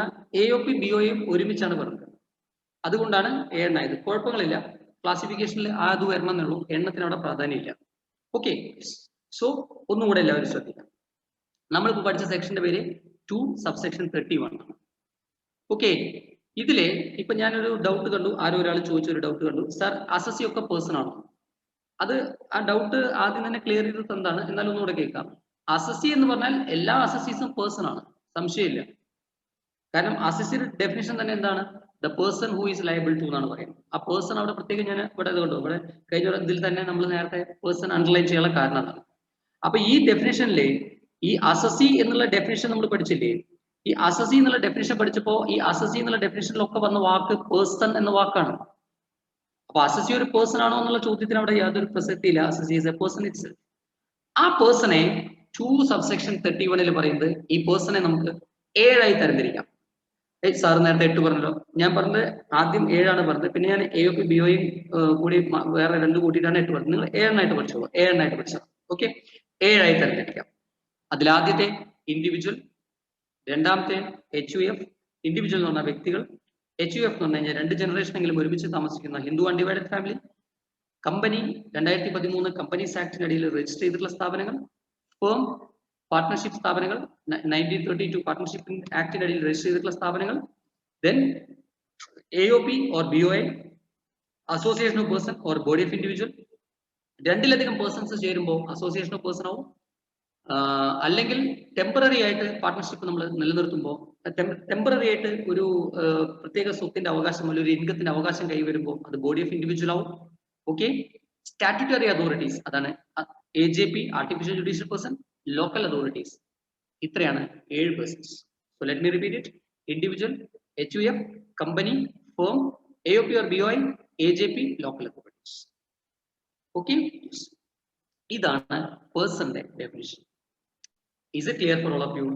മക്കളെ, ഇത് മനസ്സിലായോ? 100% മനസ്സിലായ കുട്ടികൾ യെസ് എന്ന് പറയാം. അല്ലാത്തവര് ഏതാണ് ഇനി കൂടുതൽ എക്സ്പ്ലനേഷൻ വേണ്ടത് വെച്ചാൽ അത് പറയാം. ഇത് ഇമ്പോർട്ടന്റ് ആണോ ചോദിച്ചാൽ ഞാൻ ഇമ്പോർട്ടന്റ് എന്ന് പറയില്ല, വെരി വെരി ഇമ്പോർട്ടന്റ് എന്ന് പറയും. Define person and which are the classification of persons.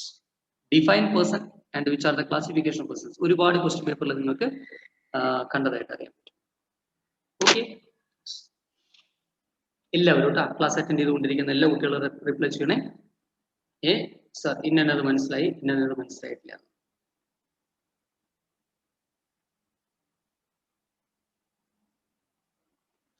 ഇതിൽ ഞാൻ ഓക്കെ, ഇനി പറയുമ്പോൾ ഏറ്റവും ചുരുക്കി ഒറ്റ വാക്കിലാണ് പറയുന്നത് കേട്ടോ.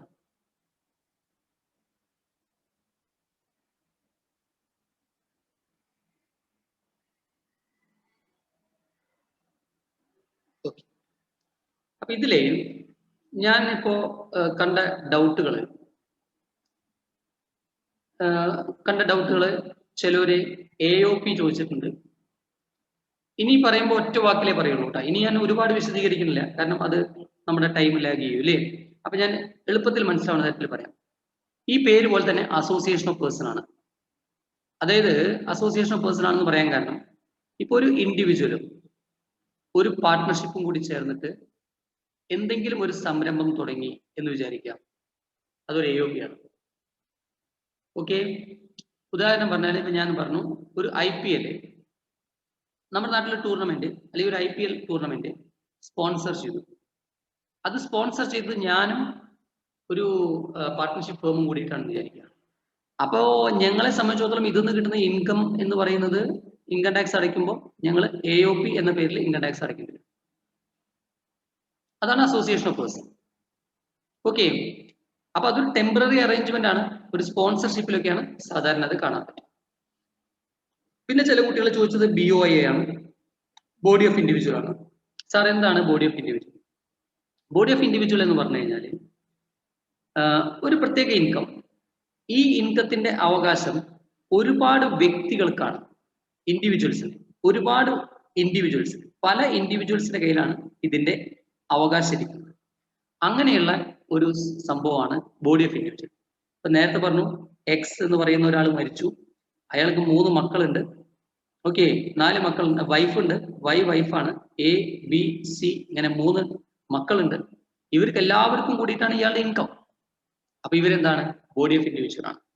അതുപോലെ ലോട്ടറി അടിച്ച കേസ് പറഞ്ഞു, നിങ്ങൾ കൂട്ടുകാരെ കൂടി ചേർത്ത് ലോട്ടറി എടുക്കും, അടിച്ചു കഴിഞ്ഞാൽ എല്ലാവർക്കും കൂടിയിട്ടാണ് ഇൻകം, അതാണ് ബോഡി ഓഫ് ഇൻഡിവിജ്വൽ. അപ്പൊ നിങ്ങൾ ടാക്സ് അടയ്ക്കുമ്പോൾ ബോഡി ഓഫ് ഇൻഡിവിജ്വൽ എന്നുള്ള പേരിൽ വേണം ടാക്സ് അടയ്ക്കാനായിട്ട്.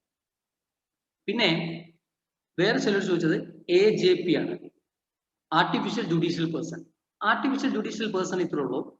സ്റ്റാറ്റ്യൂട്ടറി അതോറിറ്റീസ്, നമ്മുടെ നാട്ടിലത്തെ സ്റ്റാറ്റ്യൂട്ടറി അതോറിറ്റീസ് ഉണ്ട്, നിയമപരമായി സ്ഥാപിക്കപ്പെട്ട സ്ഥാപനങ്ങളുണ്ട്, ഒരു സ്റ്റാറ്റ്യൂട്ടറി ബോഡീസ് ഉണ്ട്.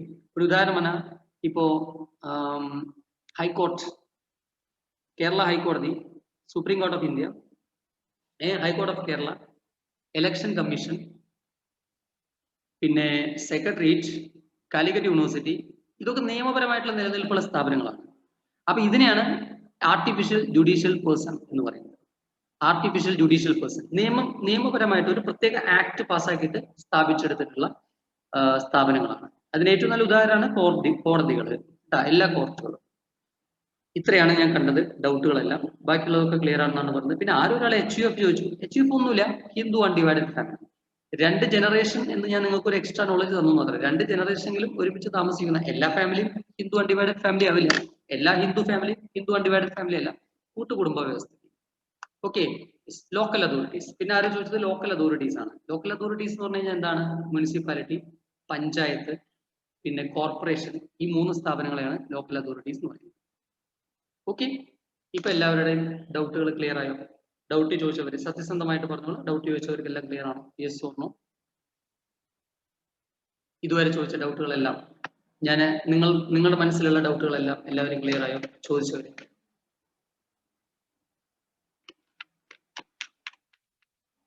ഓക്കെ? യെസ്.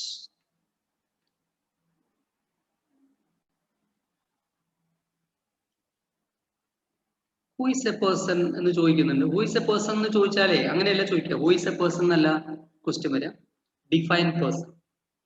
കേട്ടോ? ഹു ഈസ് എ പേഴ്സൺ എന്ന് ചോദ്യം വന്നാൽ നിങ്ങൾക്ക് ഇത് എഴുതാം, മാർക്ക് അനുസരിച്ച് എഴുതിക്കോളൂ കേട്ടോ. ഡിഫൈൻ പേഴ്സൺ എന്നാണ് ചോദ്യം വരുന്നത് വെച്ചെങ്കിൽ അതിന്റെ ഉത്തരം എന്താണ്? Person means any of the following categories. എന്നിട്ട് ഈ 7 ആളുടെ പേര്. കുറച്ചുകൂടി കൂടിയ മാർക്കിനാണെങ്കിൽ അതെല്ലാം ഒന്ന് എക്സ്പ്ലെയിൻ ചെയ്ത് തരും. പേഴ്സൺ എന്ന് മാത്രം ചോദിക്കുകയാണെങ്കിൽ എനി ഓഫ് ദി ഫോളോയിങ്. അപ്പൊ ഇത്രയും ടേംസ്. അപ്പൊ ഇന്ന് ക്ലാസ് തുടങ്ങിയിട്ട് നമ്മൾ ഇതുവരെ ഡിസ്കസ് ചെയ്ത ടേംസ് എന്ന് പറയുന്നത് ടാക്സ് 2 ടൈപ്പ് ആണ്, direct tax, indirect tax. Okay, പിന്നെ അസസ്മെന്റ് ഇയർ, പ്രീവിയസ് ഇയർ, പിന്നെ പ്രോഗ്രസീവ് ടാക്സ്, റിഗ്രസീവ് ടാക്സ്, പിന്നെ ആക്സിലറേറ്റഡ് അസസ്മെന്റ് എന്താണ്, അതിന്റെ 4 റീസൺസ്. പിന്നെ അസസി ആരൊക്കെയാണ്? Representative assessee, deemed assessee, assessee in default. പിന്നെ പേഴ്സന്റെ classification, individual, HUF, company, firm, AOP, AJP and local authorities. ഇത്രയാണ് നമ്മൾ ഇന്നത്തെ ക്ലാസ്സിൽ ഡിസ്കസ് ചെയ്ത കാര്യങ്ങൾ. ഇന്നത്തെ ക്ലാസ് വൈൻഡ് അപ്പ് ചെയ്യേണ്ട സമയമായി. അപ്പോൾ എല്ലാവരും ഞാൻ പറയുന്നത് ഇതുവരെ ഇപ്പൊ എടുത്ത കാര്യങ്ങളെല്ലാം എല്ലാവരും നന്നായി ഒന്ന് വായിച്ചു നോക്കുക. നിങ്ങൾ എല്ലാവരും നോട്ട് ചെയ്തു എന്ന് വിചാരിക്കുന്നു. ഇപ്പൊ ബേസിക്സ് ഓഫ് ഇൻകം ടാക്സ് എന്ന് പറഞ്ഞ ചാപ്റ്റർ ഏകദേശം അവിടെ കംപ്ലീറ്റ് ആവുകയാണ്. ഇനി നമുക്ക് വരുന്നത് റെസിഡൻഷ്യൽ സ്റ്റാറ്റസിന്റെ ഡിറ്റർമിനേഷൻ ആണ്. ആദ്യത്തെ ചാപ്റ്ററിൽ ഇത്രയും ടേംസേ നമുക്ക് പഠിക്കാനുള്ളൂ. ആദ്യത്തെ ചാപ്റ്ററിന്റെ വെയിറ്റേജ് എന്ന് പറയുന്നത് 5 മാർക്കാണ്. ആ ചാപ്റ്റർ ഏകദേശം നമ്മുടെ കംപ്ലീറ്റ് ആവുകയാണ്. ഓക്കെ, ഇനി നമുക്ക് പഠിക്കാനുള്ളത്, അപ്പൊ ഇത്രയും കാര്യങ്ങൾ എല്ലാവരും ഒന്ന് ചെയ്തിട്ട് നന്നായി പഠിച്ചു വരിക. നിങ്ങൾക്കൊരു 5 മാർക്കെങ്കിലും ഇപ്പൊ ഇന്നത്തെ ക്ലാസ്സിൽ നിന്ന് നിങ്ങൾക്ക് ഒരു 4-5 മാർക്കെങ്കിലും നിങ്ങൾക്ക് കിട്ടും, ഷുവറാണ്. ഓക്കെ, അപ്പൊ ഇപ്പൊ ഇത്രയും നേരം നമ്മൾ ഡിസ്കസ് ചെയ്ത ടേംസ് എല്ലാം എല്ലാവരും മനസ്സിൽ വെത്തി. അത് മൈൻഡിൽ സെറ്റായി എല്ലാവർക്കും ഉപകാരപ്പെട്ടു എന്ന് വിചാരിക്കുന്നു. ഓക്കെ, ഈ സമയം സ്പെൻഡ് ചെയ്തത് നിങ്ങൾക്ക് ഗുണമായി എന്ന് വിചാരിക്കുന്നു. ഓക്കെ, പിന്നെ ഇനി അടുത്ത ക്ലാസ് വരുമ്പോൾ, അടുത്ത ക്ലാസ് ഞാൻ നിങ്ങൾക്ക് വെച്ചിട്ടുള്ളത് മോർണിംഗ് ടൈമിലാണ് വെക്കാൻ പറഞ്ഞിട്ടുള്ളത്. അടുത്ത ക്ലാസ് നമുക്ക് മൺഡേ ആയിരിക്കും. നാളെ സൺഡേ ലീവാണ്. ഞാനിപ്പോൾ കണ്ടിന്യൂസ് ആയിട്ട് കുറേ ദിവസം ക്ലാസ് ഒരുമിച്ച് വന്നതുകൊണ്ട് ഓക്കെ, അതുകൊണ്ട് മൺഡേ ആണ് ഞാൻ ക്ലാസ് വെച്ചിട്ടുള്ളത്. ഓക്കെ, അപ്പോൾ മൺഡേ ക്ലാസ് എപ്പോഴായിരിക്കും? 2 മണിക്കൂർ ആവണമെന്നില്ല. മൺഡേ ക്ലാസ്സിൽ ഇപ്പോൾ കുറച്ചുകൂടി ടൈം കൂടുതലുണ്ടാവും, 4 മണിക്കൂറൊക്കെ ക്ലാസ് ഉണ്ടാവാം.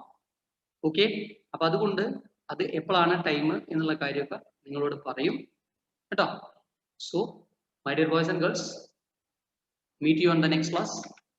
That's on Monday. Thank you all of you. നമുക്ക് നല്ല മാർക്ക് വാങ്ങിയിട്ട് പാസ്സാവാം. നിങ്ങളുടെ ഒപ്പം നമ്മളുണ്ട് കേട്ടോ. ഓക്കെ, അപ്പൊ നല്ല മാർക്ക് വാങ്ങിച്ചു തരും. എല്ലാവരും ക്ലാസ് ഒക്കെ അറ്റൻഡ് ചെയ്യുക കേട്ടോ. നിങ്ങളുടെ ഒപ്പം നമ്മളൊക്കെ ഉണ്ട്. Okay, so meet you. Thank U.